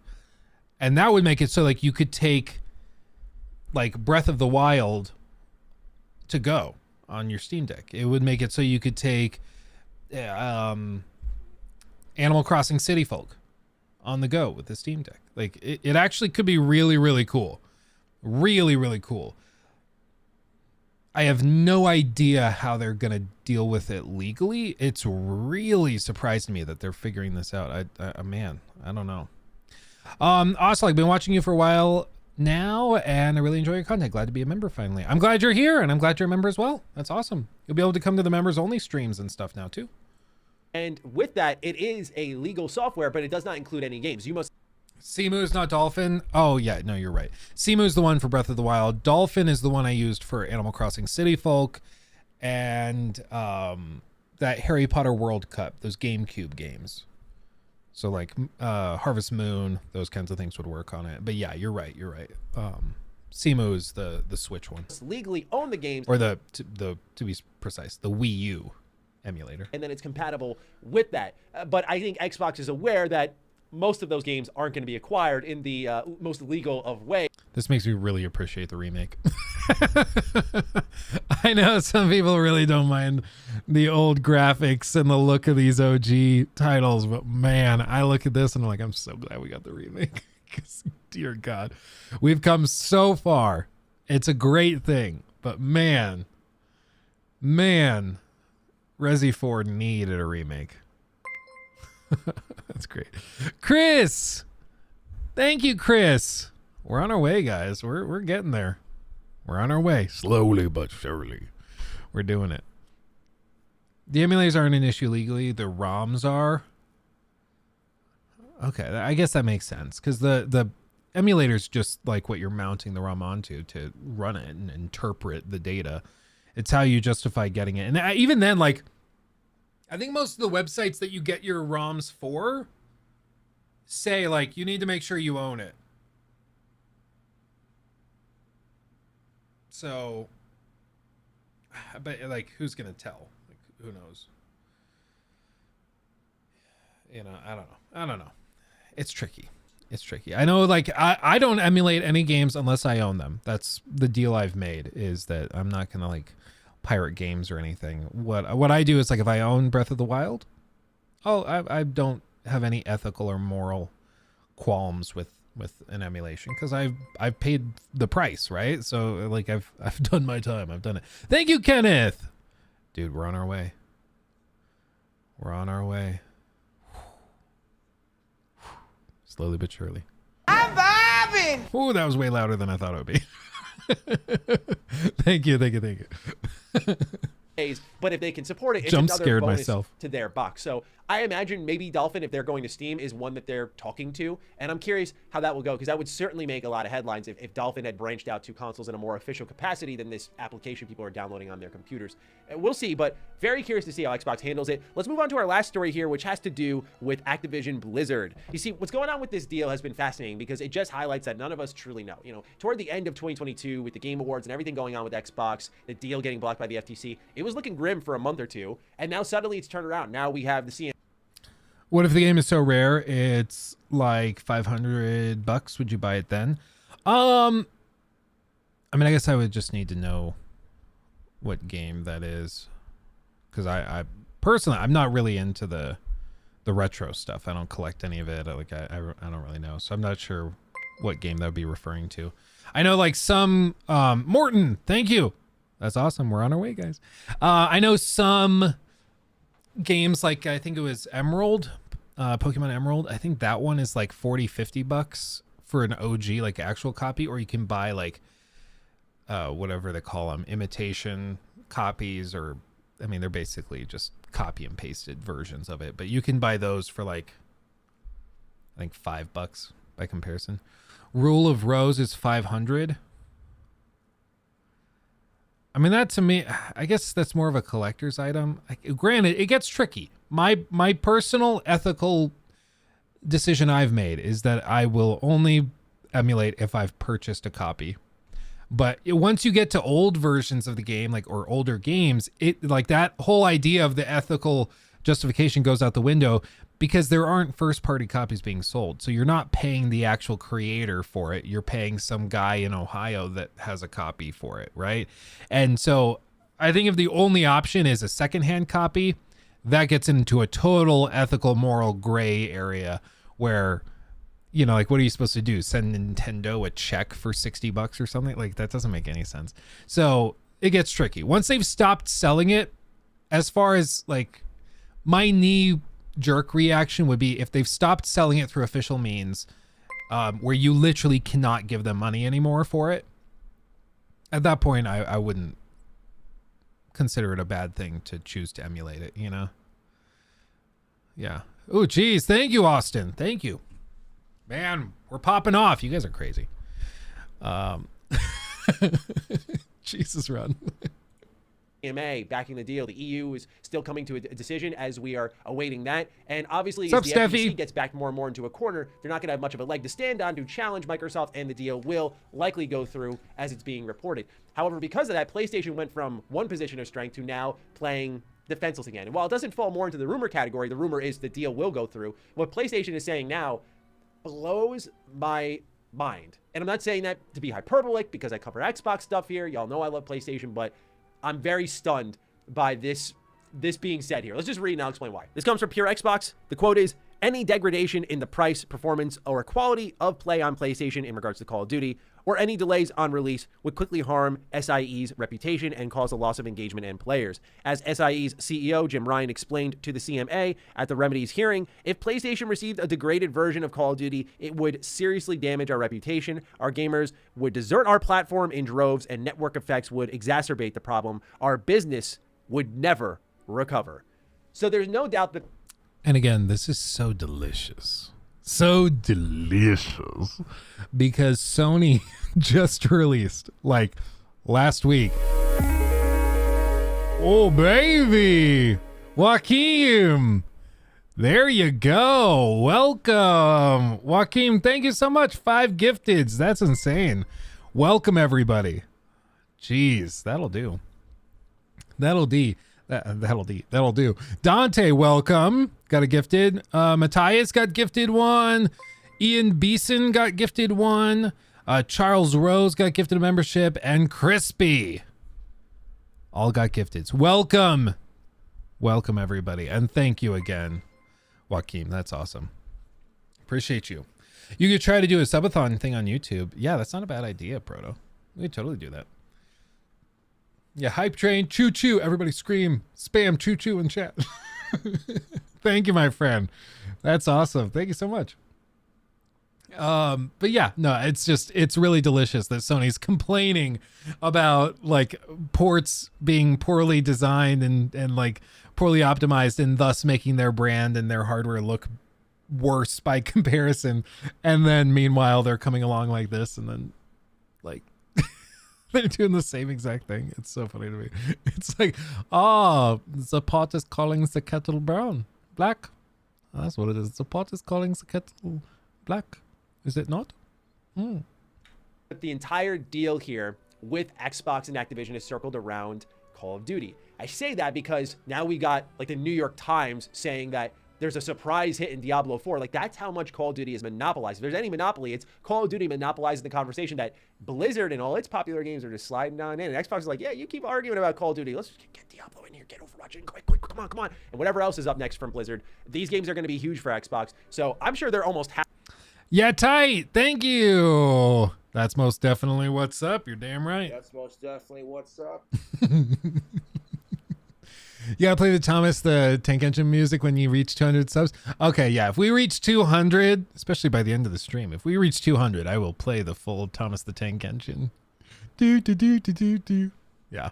Happy the focus is on Call of Duty because it distracts from all these other extremely popular games that will make their system even more appealing. But when Jim Ryan says something like this, I know his job is to protect PlayStation, and so he's got to kind of take the egg on the face and play defenseless to try to win over regulators because now PlayStation is not pleased with the decision that the CMA is likely coming to. But when you pretty much admit, we were bad at managing our company, therefore you shouldn't allow this through, I don't know if any regulator is going to hear that out. What do I mean by that? Well, when you're saying we will never recover without Call of Duty, if we get a damaged version of Call of Duty, our business would be damaged forever. You're putting all of your eggs in the third-party basket, and that just says to regulators, you've operated your business in the wrong way. It's not on us to fix your poorly run business, which, by the way, PlayStation doesn't run a poor business before anyone goes crazy with that. But they're going to say, it's not on us to fix that. It's on you to fix that. Oh, you've got a number of first-person shooter IPs and other cool, popular things, 3D mascots like Sly Cooper, that you should do a show, a movie, and a video game for. You could revive these, and you would still have a leg to stand on, for sure. You just got to invest in different things that aren't Call of Duty, which, by the way,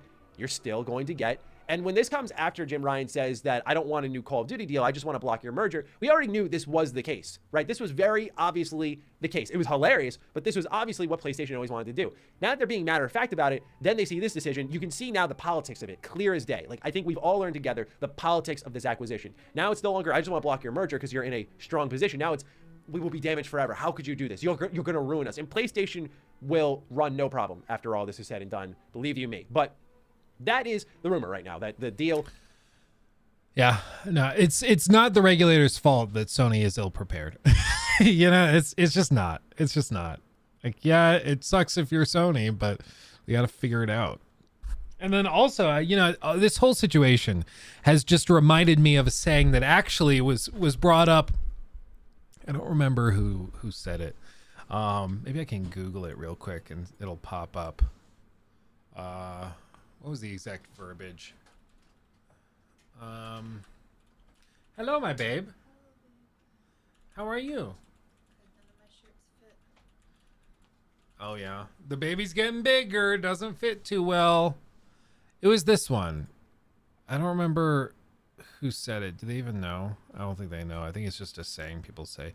Anyway, the term is that when you are used to privilege, equality feels like discrimination, and that seems to be Sony's position right now. They're like, we're used to just being able to float by and do whatever we want, and now we have to play fair, and Microsoft is going to have exclusives. That's not okay. Oh, Dante's message. I don't have my glasses on. So, can you read it? No. What does his message say? It's a state. What state is it? A northern state. Which one? One that starts with an M. It's Massachusetts. Massachusetts. Who would make it? Honestly, Massachusetts. It's Massachusetts. It's not, though. It's definitely not, though. Massachusetts. Massachusetts. Oh, yeah, they wanted to know. I mentioned, we were talking at the top of the stream about Brighton and the UK and everything. Oh, yeah. And I mentioned that when you were in Brighton and in the UK, you met a group of football players. Oh, yeah. Yep, they played And they were football. super douchey. Oh, my gosh. Yeah. What did you want me to say? I don't know. Just tell them about the douchey football players. That- I wasn't there. I just know they were like douchey, and you said on the phone that night that they were like, "Oh, American girls are so easy." I don't have many good stories, and if I stream, Luke, that's one of the only good stories I have.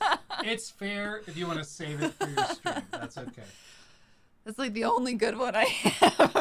Steffi says she can't wait. So Oh, you can man. save the story for your stream. That's okay. I mean, I think it's safe to say that, especially in Brighton with these football players here, soccer, but they're from all over England, and they hear an American accent and they flock to you. It's like I was bred in a duck pond. I mean, it felt great until one guy snorted cocaine off the bar, and then it didn't feel great anymore. It's like the most I've ever lived in one night, and it was probably like one of the best and worst nights of my entire life. Oh, yeah. But now it's a story. Yeah, it is. It's a good story. It's like a 3-parter. It's a long story. Yeah. It was. I remember calling you at like 3 a.m., 4 a.m. in the morning, walking 3 miles back to our hostel, crying, and then a drunk guy came up and punched a homeless guy in the face in front of me in the street. Like, it was the wildest night of my life. It's a little sketchy being like halfway across the world, and you just hear like at the time your girlfriend call you, and she's like, "Yeah, so this really creepy thing is happening, and these guys are freaking me out," and then the guy just punched a homeless man in front of me. It's like, wherever you are, go away from there. I was on a study abroad. Yeah. And so we had decided to take the weekend and go to Brighton because it was like 20 pounds a person for the round trip ticket from London to Brighton, just riding the bus. And it was cool. It was fun to go. I had no idea Brighton was considered more of a college town. And so there was a lot of young energy, and they were on break, and it was a fun experience until that night, and then it was horrible. And I am a firm believer in women sticking together in these situations, and these girls backstabbed me so hard. Yeah, not a great time. How do you say Mississippi? Mississippi. Or you can sing the song, the M-I, crooked letter, I, crooked letter, I, humpback, I. You ever heard that? Nope. Went on a lot of road trips as a kid. Brighton is or was the gay capital of England. There, no wonder there were so many football players there.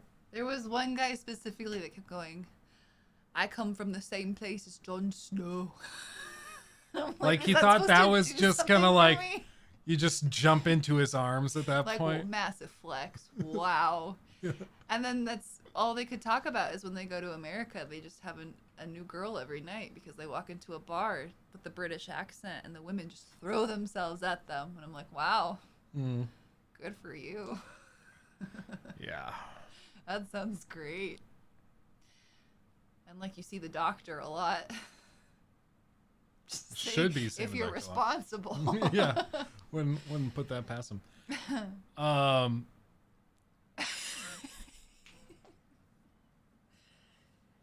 Thank you. Awful imitations. That's what I'm here for. That's what I got my theater degree for. To imitate people awfully.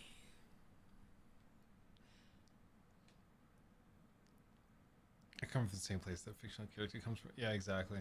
It's just, it doesn't make any sense.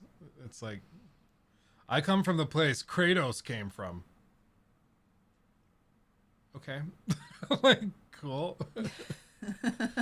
And I was telling everybody earlier about wanting to go and stay in like the UK or something for I mean, I'm a month or dying two. to go do like a month in Ireland, a month in Scotland. I'd love to do Amsterdam.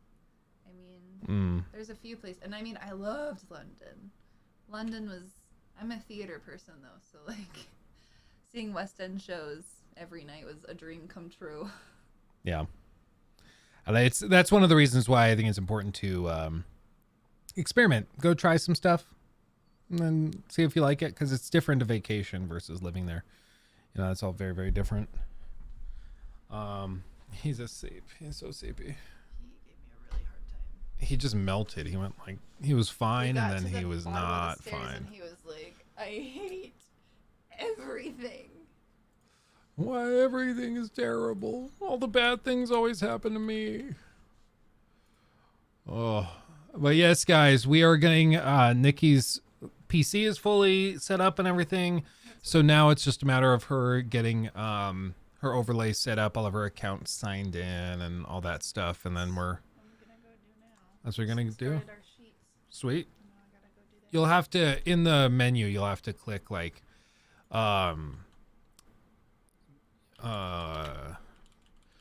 in the menu, you're going to have to select like create or add user or whatever. Cause I was going to do it for you, but then I realized it asks a bunch of security questions. So it'll ask you like, what was your best friend growing up? For 3 years and you don't know these things about me? Like, I don't know what the name or breed of your first pet dog was. I don't know the breed of your first dog. You don't know what my first dog's name was? Was it Snowy or Snowball or Puffball? No. No. It's honestly actually not. Do you know the name of my first pet? It wasn't my first, like my first family pet. Wasn't it? You've had multiple mistletoes. Missy. For multiple Missies. Multiple Yeah. Missies. Missy. No. Was it really not? No. Well. We had a rabbit named Benjamin Rabbit. That's right. And then you have Like a little year brother named before my brother Ben was born. And the poor rabbit got like super sick, had like explosive diarrhea and pooped itself to death. Yeah. I wasn't there. I just know my mom took him out into the backyard in like the full cage enclosure thing because she didn't know what to do. The rabbit's just like exploding feces everywhere. So she took him in the backyard and she's like, yeah, and at some point he just died. Like he just couldn't handle it. And it happened in the span of like an hour. Like the poor rabbit just started exploding. Yeah, what a way to go. Yeah. Out in a blaze of glory. Oh, poor rabbit, but he was a sweetie. Have fun setting it up. You'll need to, once you create your new account, log into that and then download Steam and everything to that and download whatever games you want to do. Or maybe wait to download the games because that'll cause the stream to tank. Yeah. I knew that. Yeah. Smart. Don't need them. Can't catch this. Much love you. Much love. Much love you. Much love you. Anyway. Yeah, it's the whole thing is just insane.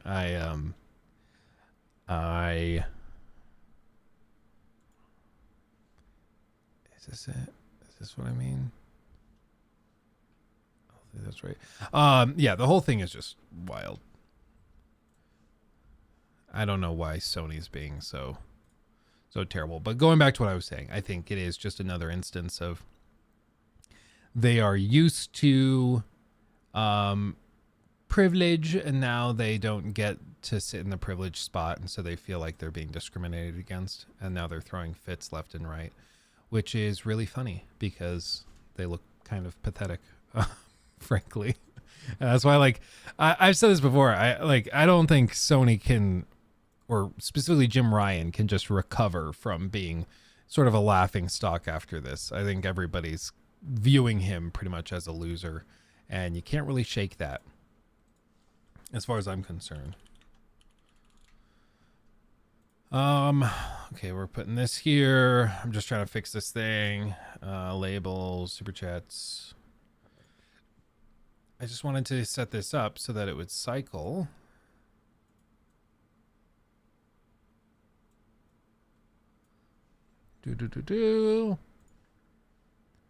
Text scrolling left.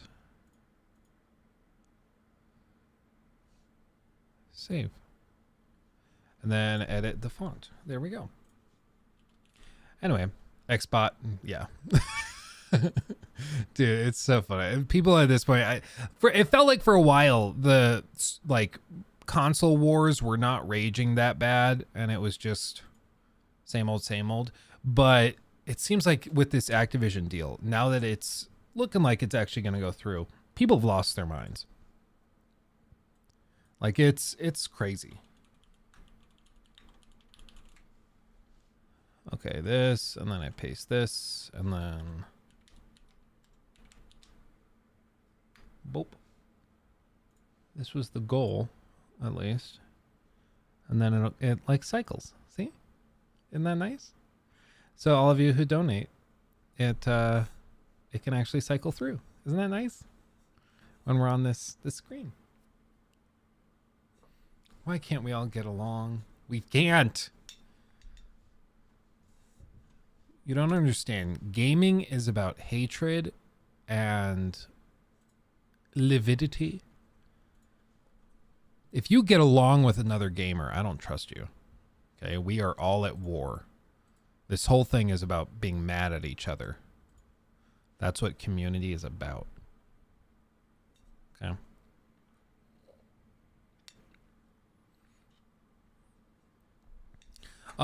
Yeah, let's do the Jedi.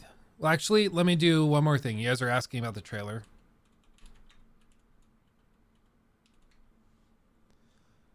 One day ago, official final gameplay trailer.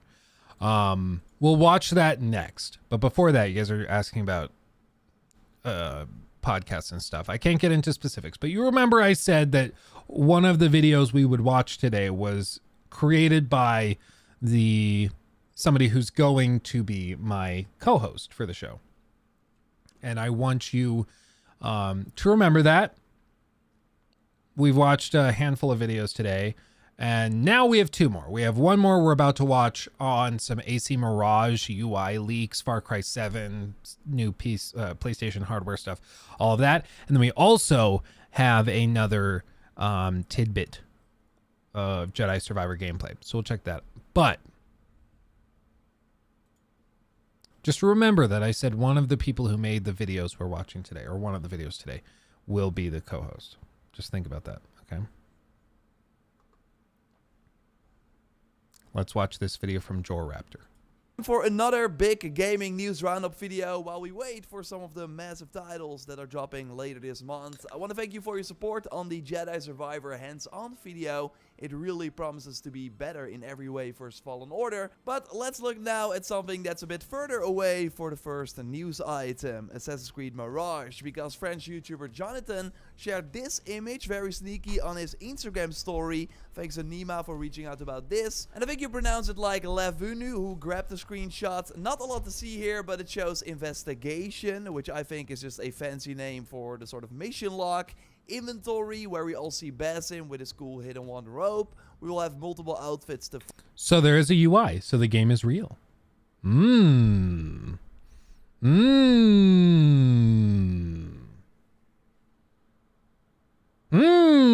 Okay, I'll shut up. But yeah, it seems real. I agree. This investigation tab on the UI, it does seem to me that it's probably just like the regular like quest tab, but it's instead of a quest, it's the main story quest, so it's investigation, you know, stuff like that. I don't think it's quite like that. You guys in chat are funny. Find, by the way, that we can then equip probably here, and also 2 weapon slots for our sword and dagger. And we know there's a big focus on the tools like a smoke bomb, throwing knife, blow dart, mine, noisemaker. These will be upgradable as well, and we will likely do that in the tools menu. So not sure how Jonathan got this image, especially as the proper gameplay reveal seems to be planned for the Ubisoft Forward event on June 12th. Of course, share your take. I will probably have a very little baby at home at that time. So I'll be watching this like from bed, trying to get sleep whenever I can. But yeah, June 12th, looks like they're going to be showing everything off. wild. In the comments, what do you think of this menu? And I will, of course, keep you posted here when we learn more about the game. Now, I don't expect to hear anything from Far Cry at that Ubisoft Forward event, but we do know what Ubisoft seemingly has planned. Remember I said I went to that one preview event and I met somebody at like a terrible all right, not okay. I said I met somebody who ended up like not being a real gamer at a preview event. I'm pretty sure that preview event was doing this exact quest that he's showing right now. For the series, thanks to a report. It was like on a big container ship, and yeah. From Tom Henderson. These new games are mostly in development at Ubisoft Montreal, the studio, of course, responsible for most of the Far Cry games. Only recently, Far Cry 6 was led Yeah, June 10th. June 10th is when the next little fellow will be here. By Ubisoft Toronto, who's now also joining to help on the 2 upcoming projects. Yes, 2, with one of them being Project Maverick, which being set in an Alaskan wilderness and is currently an extraction-based shooter with mechanics such as permadeath, a backpack system. Wait, okay. They have a Far Cry game coming that is set in the Alaskan wilderness or wilderness. I'm down. That sounds interesting. I like that. And it's currently an extraction-based shooter with mechanics such as permadeath, backpack system, contracts, and more. Permadeath. Okay. I don't know what a backpack system is. Is that just, are they saying like Tarkov, but your character dies? Like, are they just building a Far Cry Tarkov kind of thing? Like, is that just what this is?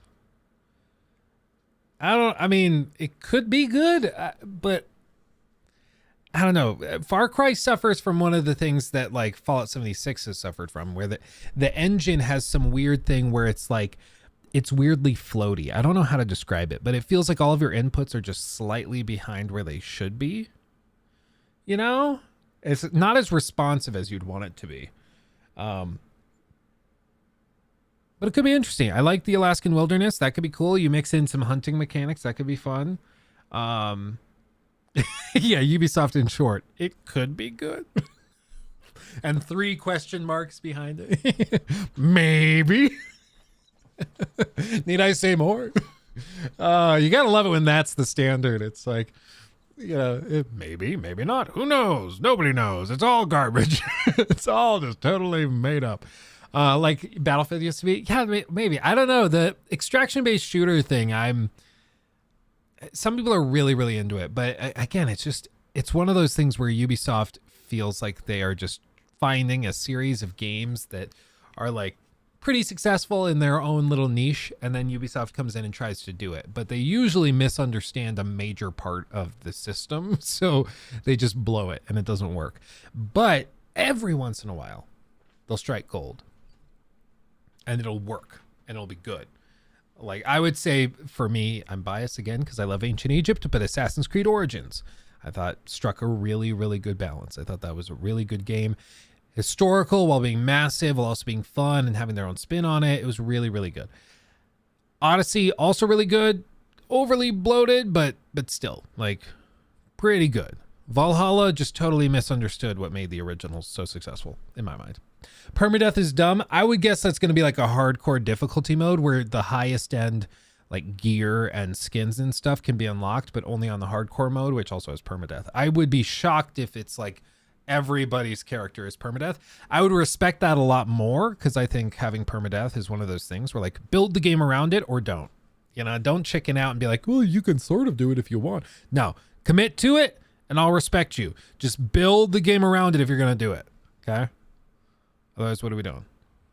Contracts and more. Yes, Ubisoft is going to try a game like that. Not really for me, and I would be let down if that was the only Far Cry title they got coming. But no, they also got a regular Far Cry 7 in the works, Project Blackbird, which is described as a single-player experience. Now, again, Insider Gaming, they've been popping off recently. Tom Henderson actually popped into chat one day. So I know he watches my main channel stuff, at least sometimes, and he's popped into the stream chat every once in a while. So you never know, he might be in here. But yeah, he runs Inside Gamer, Insider Gaming, and they've been doing very, very well. They have a ton of sources. It's wild, especially Ubisoft. They've had a lot of leaks surrounding Ubisoft stuff recently. But they're the ones reporting. Sources have revealed that 2 new Far Cry games are in development at Ubisoft. One presumed to be Far Cry 7 as a single-player experience, and the other to be a multiplayer-only title. Okay. I don't think this immediately means that they are completely removing the co-op. It's of course still a rumor, but I would be down for a really focused solo experience, as Far Cry 6 had too much of a focus on the 2-player aspect with the post-launch activities that were mostly impossible to solo. I agree, and I mean, I don't know a single person that played the co-op. I'm going to be real. I tried it at preview events and stuff when we had to, but like, I don't know a single person who played a significant amount of time other than like trying it once and then never again. The co-op thing seems like such a weird waste of dev time. You did, Noob? Did you have fun with it? Because like, I'll be real. It seems like if you're going to spend months of dev time and have teams dedicated to just getting the multiplayer stuff working, I don't know why you would do all of that if such a small number of people are doing it. You know, like why do the co-op at all then? Me and my brother did a good few rounds of the co-op. Oh, so a few rounds, but like you didn't play through the whole game with it. You didn't try to do anything quite like that. I don't know, man. I don't get it. What's interesting is that the titles were intended to be one game at one point, but separated to become 2 separate projects early on in development, which I think is a great choice. Let me know if you agree. And this is people speculate that that single-player Far Cry 7 game might also be set in Alaska, because then they can of course use similar assets. Of course, these are just rumors. I will keep you posted when we know more. I just have to see it in order to really get a feel for it, but it will be a while, as these projects are scheduled for fall 2025. Oh baby, yeah, that'll do. That's a while. Oh baby. Wow.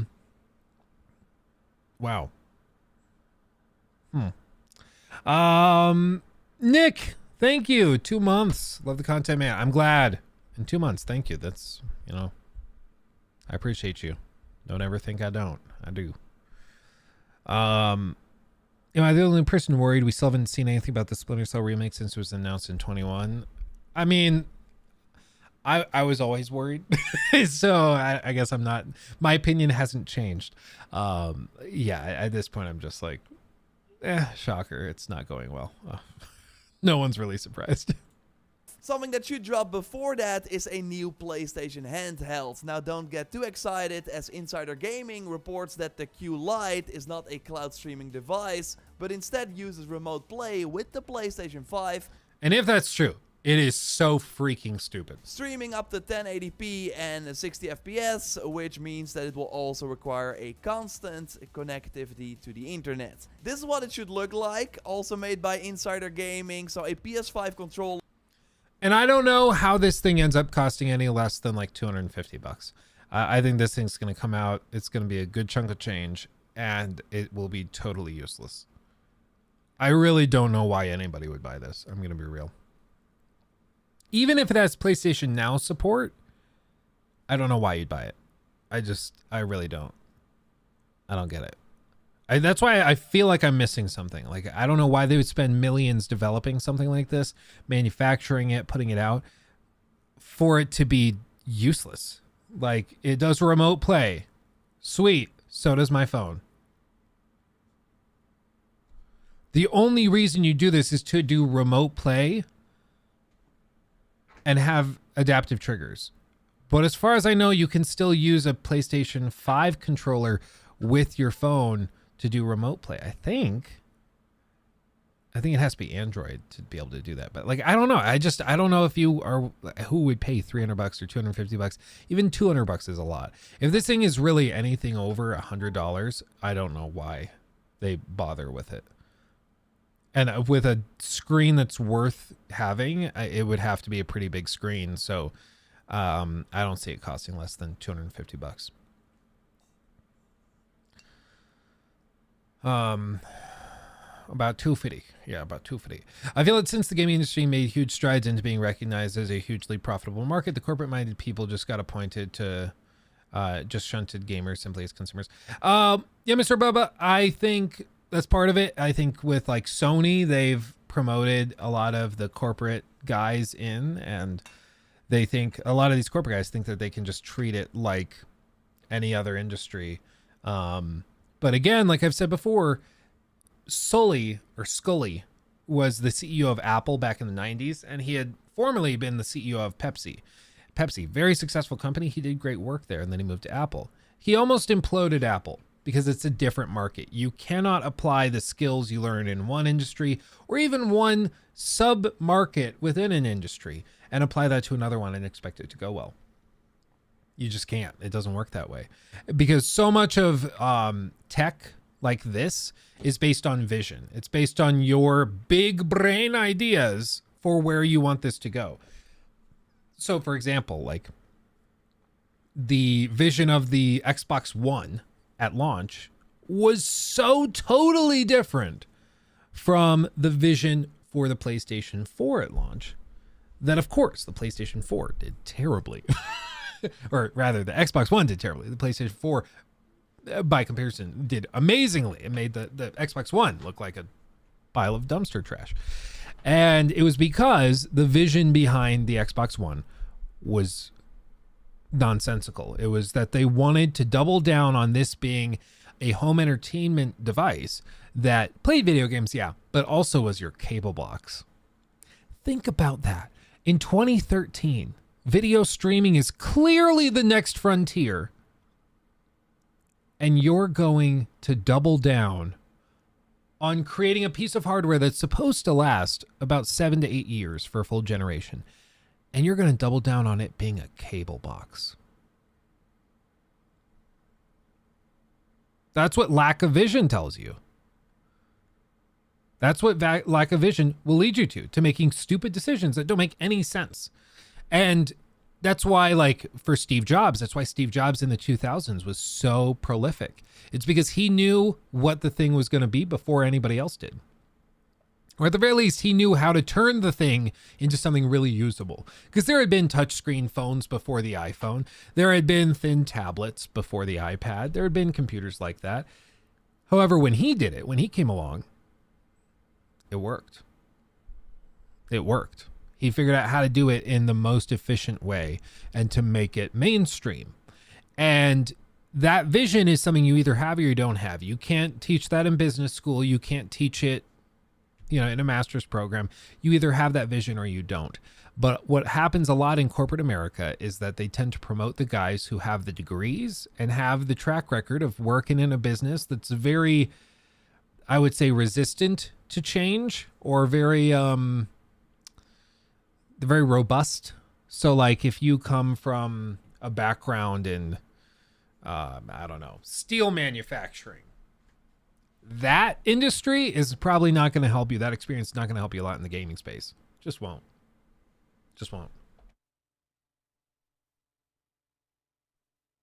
Excuse me.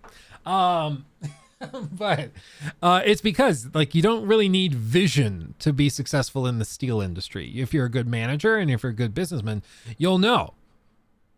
Like, you'll be able to run the business just fine. But it's not as important as the vision you need in the tech space. And in this, you can tell, like, doubling down on an idea like this thing, if this is true, which, to be fair, it's not confirmed yet, but if this is true, this is yet another example of PlayStation just not seemingly having the vision to realize that gamers don't want this. Like, this doesn't make any sense.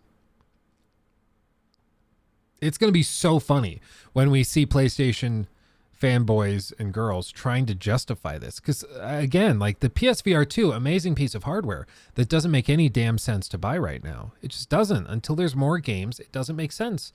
That was true of, like, the Valve Index before more games come out. Even now, the Valve Index is very expensive unless you're an enthusiast. It just doesn't make sense for the average consumer, which is where a company like PlayStation has to target, because otherwise you're not talking about volume that matters.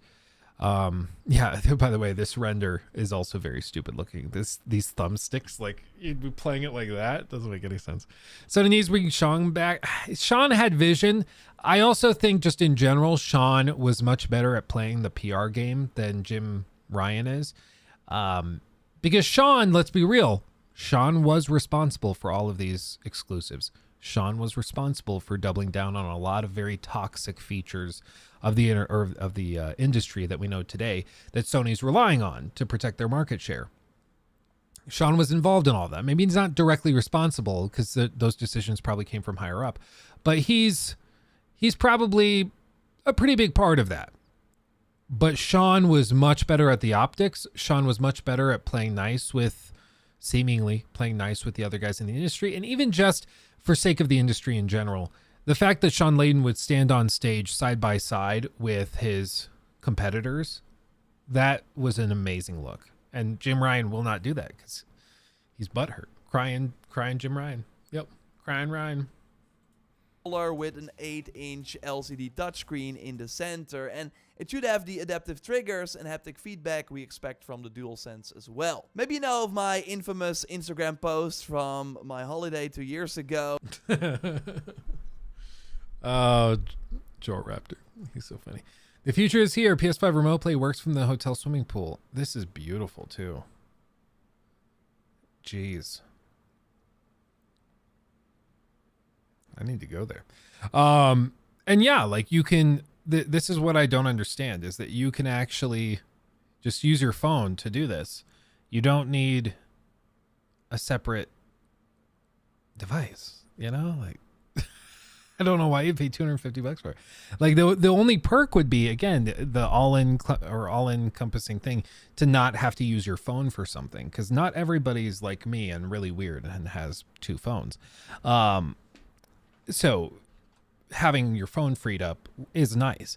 That's why that Logitech device is more appealing. But that Logitech device can do the PlayStation Remote Play and xCloud and the NVIDIA GeForce Now and all those other services.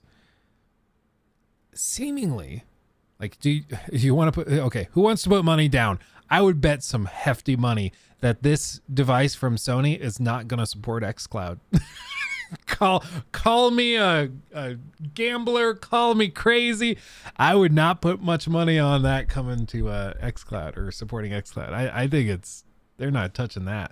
It'd be really freaking funny if they did, but yeah, no way, zero chance as far as I'm concerned. Zero chance. Where I, next to a pool in a beautiful Italy, was playing. Oh, with the Z Fold. He said 2 years ago? Yeah, so this is probably the Z Fold 3. Or maybe the 2. Because I think the 3 launched after that. I don't know. Assassin's Creed Valhalla. Look at that. Got him! Sorry. Press the wrong button. Assassin's Creed Valhalla. Z Fold 2. I think that's what it is. I had the Z Fold 3 and I had the Z Fold 4 for a few weeks before returning it.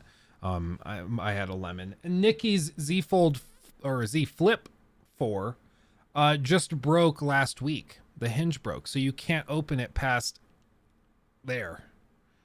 It's all crooked and stuff. You can see the joint is all crooked. It doesn't actually line up right. Yeah, you can see how spread out it is. It's way wider on this side versus this side because the hinge broke. So, and she didn't drop it. She didn't do anything. Just like I saw it. It was working fine. She got on her phone when we hopped in the car, closed it, set it down. And then later on in the drive, we opened the phone and it wouldn't open. The hinge just like snapped. Something snapped in it. So they're delicate. They break randomly for some reason, but yeah, I really like the Fold. Honestly, I think I'm going to swap this S22 Ultra for the Z Fold 5 when that comes out. Apparently they have a tri-fold coming as well. Like they'll have a, whatever they call it, but probably like the Z or the W Flip or W Fold or something. But apparently it'll like fold one and then fold another. So it spreads out into like a full 16:9 tablet. It'll be kind of insane. But anyway, that's a total diatribe. Sorry.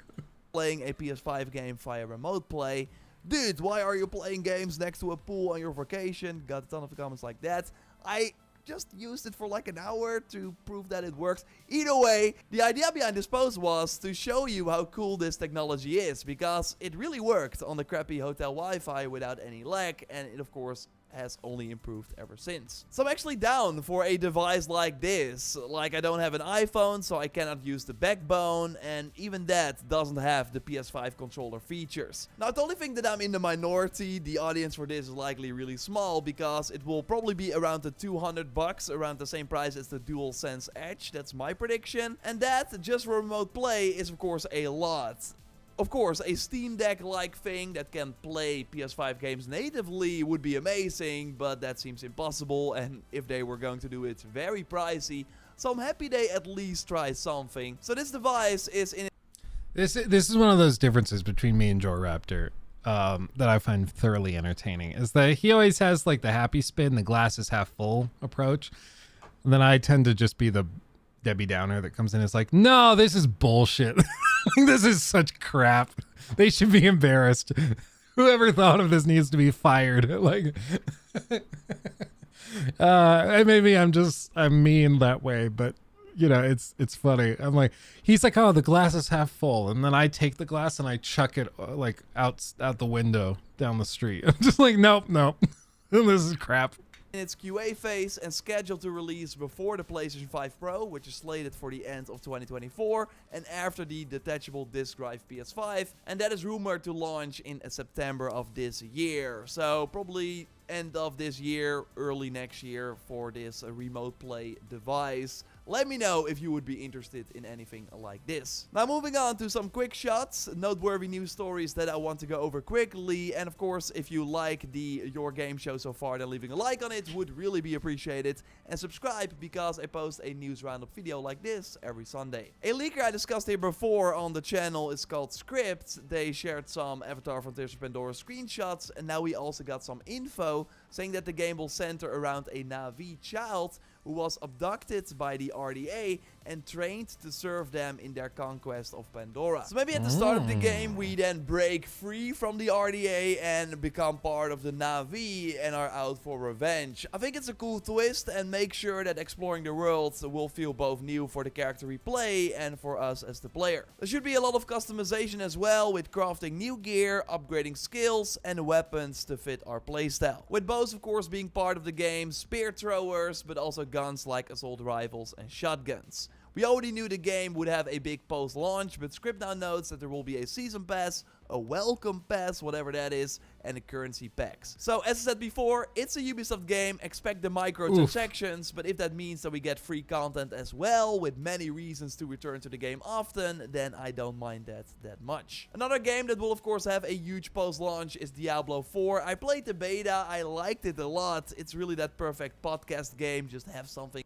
Yeah, by the way, did anybody else here play Diablo 4, the beta?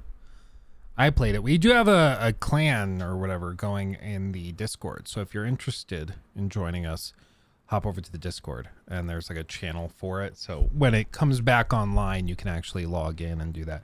But yeah, I had a good time. I'm going to be real. I played the character creation, then had tons of connection issues. Yeah, I think you're not alone, unfortunately. Exclamation point Discord, and it will give you a link in chat. If you put exclamation point Discord in the chat, it'll give you a link. Then you can join our wonderful Discord community, and then you can also join our clan from there once we get going. That'd be awesome. On in the background while playing, and I kind of miss that at the moment, so I can't wait for launch. And we now learned that the Deluxe and Ultimate Edition pre-orders have early access. They can start on Thursday, June 1st in the US, or June 2nd at midnight in Europe, which almost a week before the official launch on June 6th, which is kind of huge and big for a multiplayer game like this. Although on the flip side, if you don't want to pay for a more expensive edition, then it of course kind of sucks, because many people will be max level when you start. On the other hand, there will be way more videos here on the channel when you then eventually start. So that's the upside. You immediately have your tips and tricks. Now, not a lot of quick shots this week. Maybe the only other like interesting news story that I wanted to quickly touch. Oh yeah, this thing went viral for some reason. This stupid thing about the Sony patent that allows you to change the temperature on the controller. We might see this in like a PlayStation 8. Like, I do not think this is going to be a mainstay feature. Like, are you kidding me? Talk about gimmicks. Like, this is giga gimmick. I think most people would shut this feature off. It'd be so annoying. Like, yeah, as if I needed my hands to get even sweatier. Like, are you kidding me? Who would like this? It's so weird to me. Was a new patent from Sony that shows a controller that can change temperature. So another new immersive feature where if something is hot in the game, your controller will get hotter, and the other way around when you, for example, walk through the snow. Is maybe something we see in the future, although not confirmed. Before I touch on one of your questions, you can leave in the comments under this video that I then might answer next week. I first want to touch on my favorite thing of the week, the highlight alright, and this week that was totally the Spider-Verse trailer by Yeah, seriously, the Spider-Verse trailers just look so good. Their animation quality is outrageous. It's not even okay. Makes everybody else look like they're not even trying. It's ridiculous. Okay. Cold feature, kind of cool though. Like, again, I think it would be something you'd use for like an hour when you first get the controller, and then you turn it off because it would just be annoying the hell out of you. Because for me, I'd turn it off. It'd drive me crazy. Maybe for a VR trailer, maybe. Have you seen the Barbie trailer? I did. That's fine. Yeah. Not targeted towards me. I am not the target audience, if we're being real. Yeah, I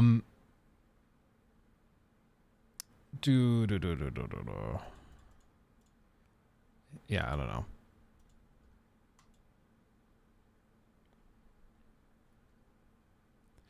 Let's see. The gaming industry is fairly young compared to the mobile industry or other art mediums. I pray this ruthless corporate sin brings realization and return to gamer for gamer MO. I think, really, just to put it simply, this type of thing, like the corporate greed and stuff, it will always be there, and it always has been there. Like, this is not new. If you rewind the clocks, 6 years. 6 years to 7 years. You go back to the golden age of loot boxes in like 2016, 17. And then they cooled down and they found a different way to do it. So this has always been a thing. This is nothing new. And I want to be clear about that, because it's common for people to have recency bias, is what it's called, where they look at what's going on currently or most recently, and then they feel like things are, that's the first time this has gone on. And it's not. This has always been a thing. What's important is that we hold these companies' feet to the fire in the same way that we always have. That's key. And then we also have to make sure that we, like the Oblivion horse armor. Exactly. This stuff has always been the case. This has always happened.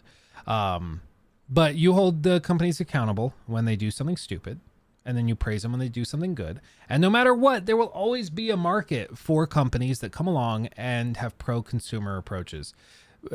Especially gamers, they tend to reward companies that do that type of thing, which is why CDPR blew up so much after The Witcher 3, because they were doing a lot of pro-consumer stuff, and then of course they blew it.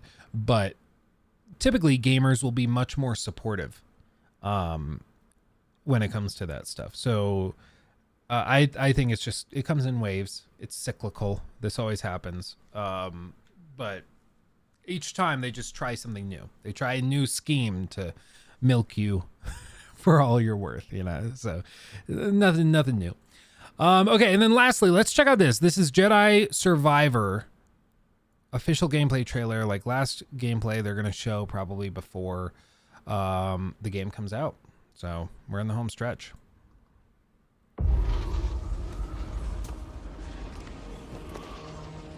You were only a child when they sent you off to war.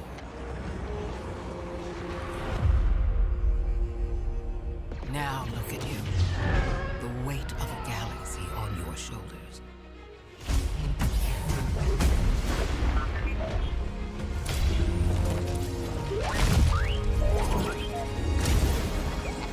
Didn't I tell you to be more careful about who you scan? Come on. I cannot tell you who you must become. Kareem, thank you. The line is drawn. There are no easy choices. These are dark times. We have few allies. Good to see you, Gal. The odds are against us. And they will always be against us.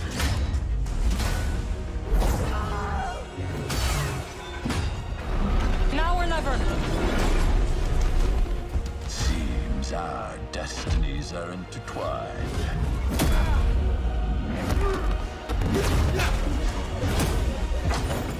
But I can tell you this. If there is any hope of surviving, we must stand against the darkness.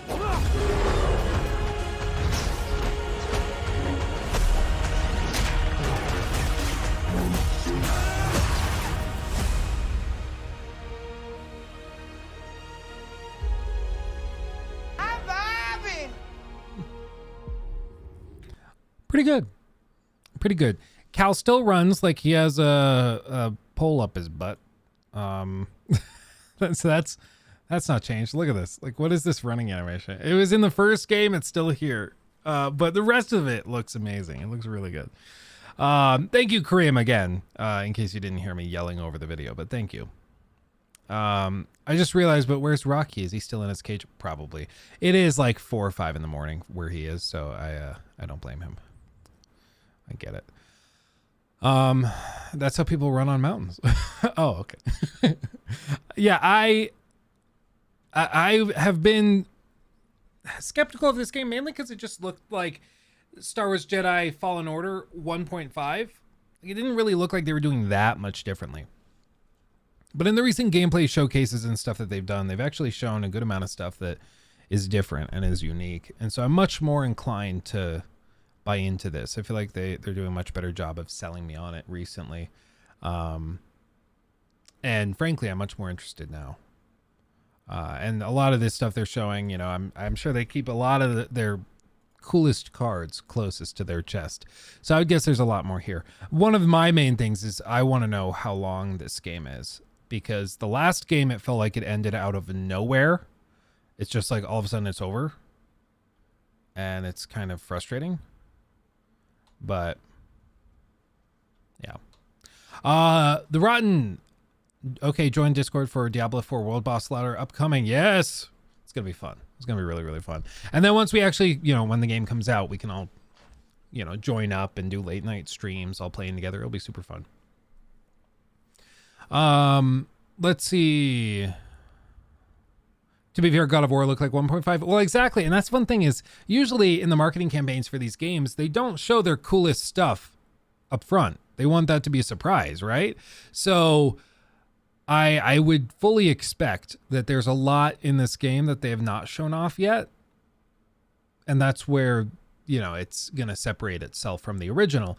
But it's a balancing act because you want to convince players that this is not just like a big DLC expansion. You want to also show them stuff that gets them excited and thinking that this is going to be a real sizably different game. And so I think some of the gameplay they've shown has done that, but it's certainly not going to be like a generational leap or anything. Unfortunately, you'd kind of hope it would be, but well, I mean, then again, they might surprise us. Maybe there's something huge in this that we just don't know about. We don't know until we know, right? I'm hoping he feels more grounded this time. He was so wobbly and didn't feel like he was on the ground. It looks like the running animations are still a little quirky. So I think that'll probably still be there if we're being real. Just tried making a rover and a Duna lander in KSP, but it took me like an hour just making the rover and another hour for the landing craft. Yeah, that's KSP for you. Sure is. The Last of Us performance was so rough. If they fix it, I will be happy. I hope they fix it too, but it's going to take a while because that thing's pretty broken. And even with like 20 gigs of updates, it's still having trouble. So Yeah, we'll see. A more fleshed out story and a deeper character development is what was missing in the first. Yeah, and I think a lot of that was lent just from its very lean design. Like, I don't think they expected it to blow up because it was sort of an experimental project, and then it started doing very, very well, and I think that threw them off a little bit. Like, oh geez, people like this, okay. And as a result, like it just ended up blowing up. But I think that's why it felt so much shorter than it should have been, because for me it just ends out of nowhere. You're just like doing your bits and bops, having a good time, you get some power, you get the kind of split dual wield thing, you're like, oh, I feel like a god, and then all of a sudden it's just like it's over. And like that surprise appearance occurs and you're like, oh, it's over? Okay. EA didn't expect it to blow up. Yeah, well, and to be fair, I mean, they were coming off the backs of Battlefront 2. I think they were kind of braced for Battlefront 2 all over again. And I think a lot of it was just that Respawn, they came out of nowhere with Apex and it exploded, and EA was like, oh, okay, that's surprising. And then they come out with Jedi Fallen Order and that explodes, and they're like, okay, you guys can have all of the money, just do whatever you want. But I think that decision only came after Jedi, because they had like 2 big hits back to back. They dropped Anthem. Well, that was EA. That wasn't Respawn. That was BioWare.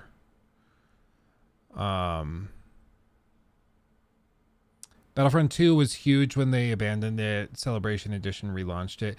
Yeah, apparently it's still pretty big. When I tried playing it recently, it had a ton of like server issues and quick play was broken. There's a bunch of stuff that was weird with it. And the star cards are still there. The star cards, I insist, are still extremely stupid. They scream of being just their version of basically a gambling system where you open packs and hope that you get a good pull, and it's just like baseball cards but used in the video game. It's just not, it wasn't a good fit. And now that those microtransactions aren't in the game, it just feels like an overly tedious way of like upgrading your character.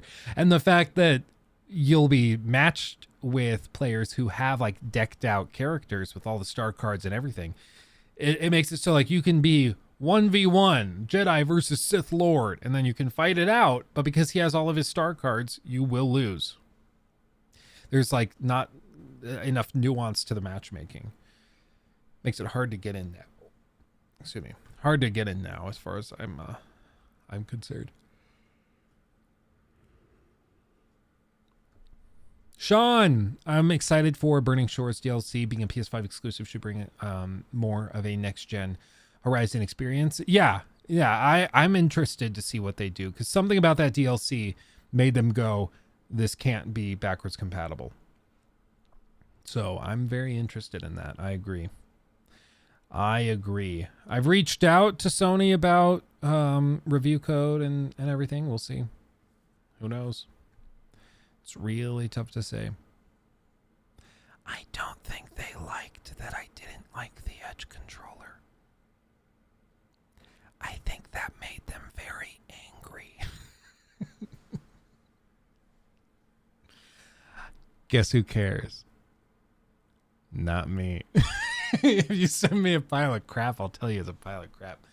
Okay, it's not a pile of crap. I just think it's extremely overpriced. Extremely overpriced. How did you reach out to Sony for a code? I have contacts within their like influencer team. Eventually you reach a point where they reach out to you, and if you are trying to reach out to them, they have you on a firewall like block list, so you cannot actually email them until they choose to email you. But once they choose to email you, you at least have access. You're not guaranteed, but you at least have access. Cared about what? Oh yeah. Rex. Yeah, Rex and the DualSense Edge. That whole thing. $20 DLC. Okay, it's passed for me. Maybe it's amazing. Maybe it's not. I don't know. I have like a wedding to go to, like a family wedding right around that time that it launches. So I'm a little worried, frankly, because I don't want to be that guy that like flies out to Texas for a wedding and then brings his PS5 in his luggage, but I might have to. Because if I have to play it, like I have to play it. We'll just figure it out. It would be really funny to have the PlayStation 5 like with me. You know what I need? I need that PlayStation controller. That's what I need. That's what I need. Do it and film it. Yeah, I need to. I probably will.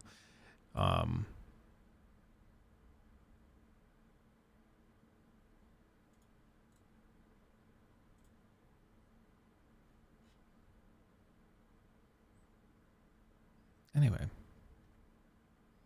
Okay, wait. This is not okay. What? Hold on. Look at this. This works for some cars, apparently. I had no idea. Look at this. Look at this nonsense. I don't believe any of this. This is actual BS, okay? Hold on. I'm just adjusting this.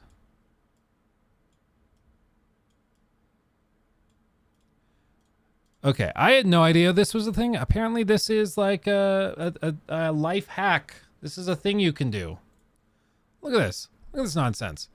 You have the 4 cup holder, and then you just put 2 in the cup holder, and then these can spill off over the side, but it still holds itself. So you don't have to hold it on your lap.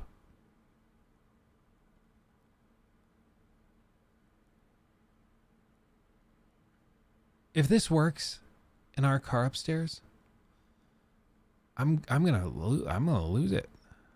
I'm gonna lose it. Do you have any idea how many times I've just held this thing on my lap for no reason? It's ridiculous. It's ridiculous. Yeah, you'd have to have, I mean, it only works because he has like the 2 big drinks in the left and then only 1 over here.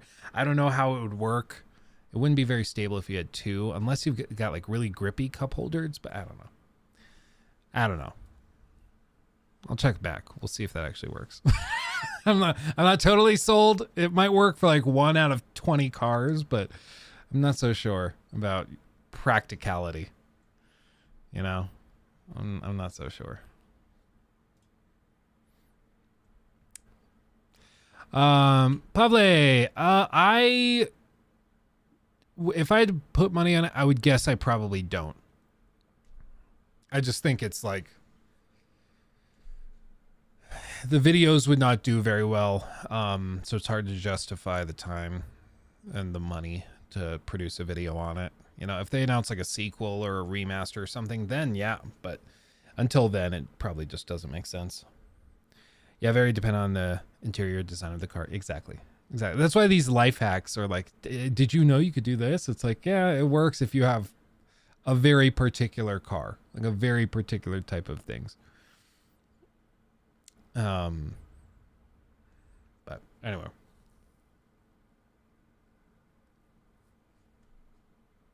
Did you see the first 11 minutes of gameplay for Dead Island 2? Yeah, we were going to watch it today, but I think we've run out of time, unfortunately. So maybe we'll get to it Wednesday. Wednesday here on YouTube, because again, we're not going to Twitch. How fun is that? How fun is that? But it's been a good day. We got a bunch of new members, a bunch of likes on the stream, a handful of super chats as well. Thank you, everybody. This was wonderful, delicious, delightful. We will be back on Wednesday to continue vibing and living our best lives, and potentially even play some games as well. We'll try to get through as many news stories as we can quickly, and then we'll tackle some games later in the stream. That's my hope, at least. That's my hope. I'd like to play some stuff. As always, make sure to subscribe, ring the bell, so you get notified when we stream, whether it's just a late night stream for fun, or if we're doing like a members only stream where we're going to play games with you guys. That's always super, super fun. So make sure to ring that bell and join the Discord, all that stuff, if you want to get notified of streams or other fun stuff we're doing. You know, same old, same old. Thanks for chilling. I love you all dearly. Thank you for the loving support about the decision to stay on YouTube. I appreciate every single one of you. And yeah, I'll see you Wednesday. Much love. Stay safe out there. Go watch the video from today. Because I posted a video today. So go watch the video. Much love. I'll see you in the next one. Hugs and kisses. Bye-bye.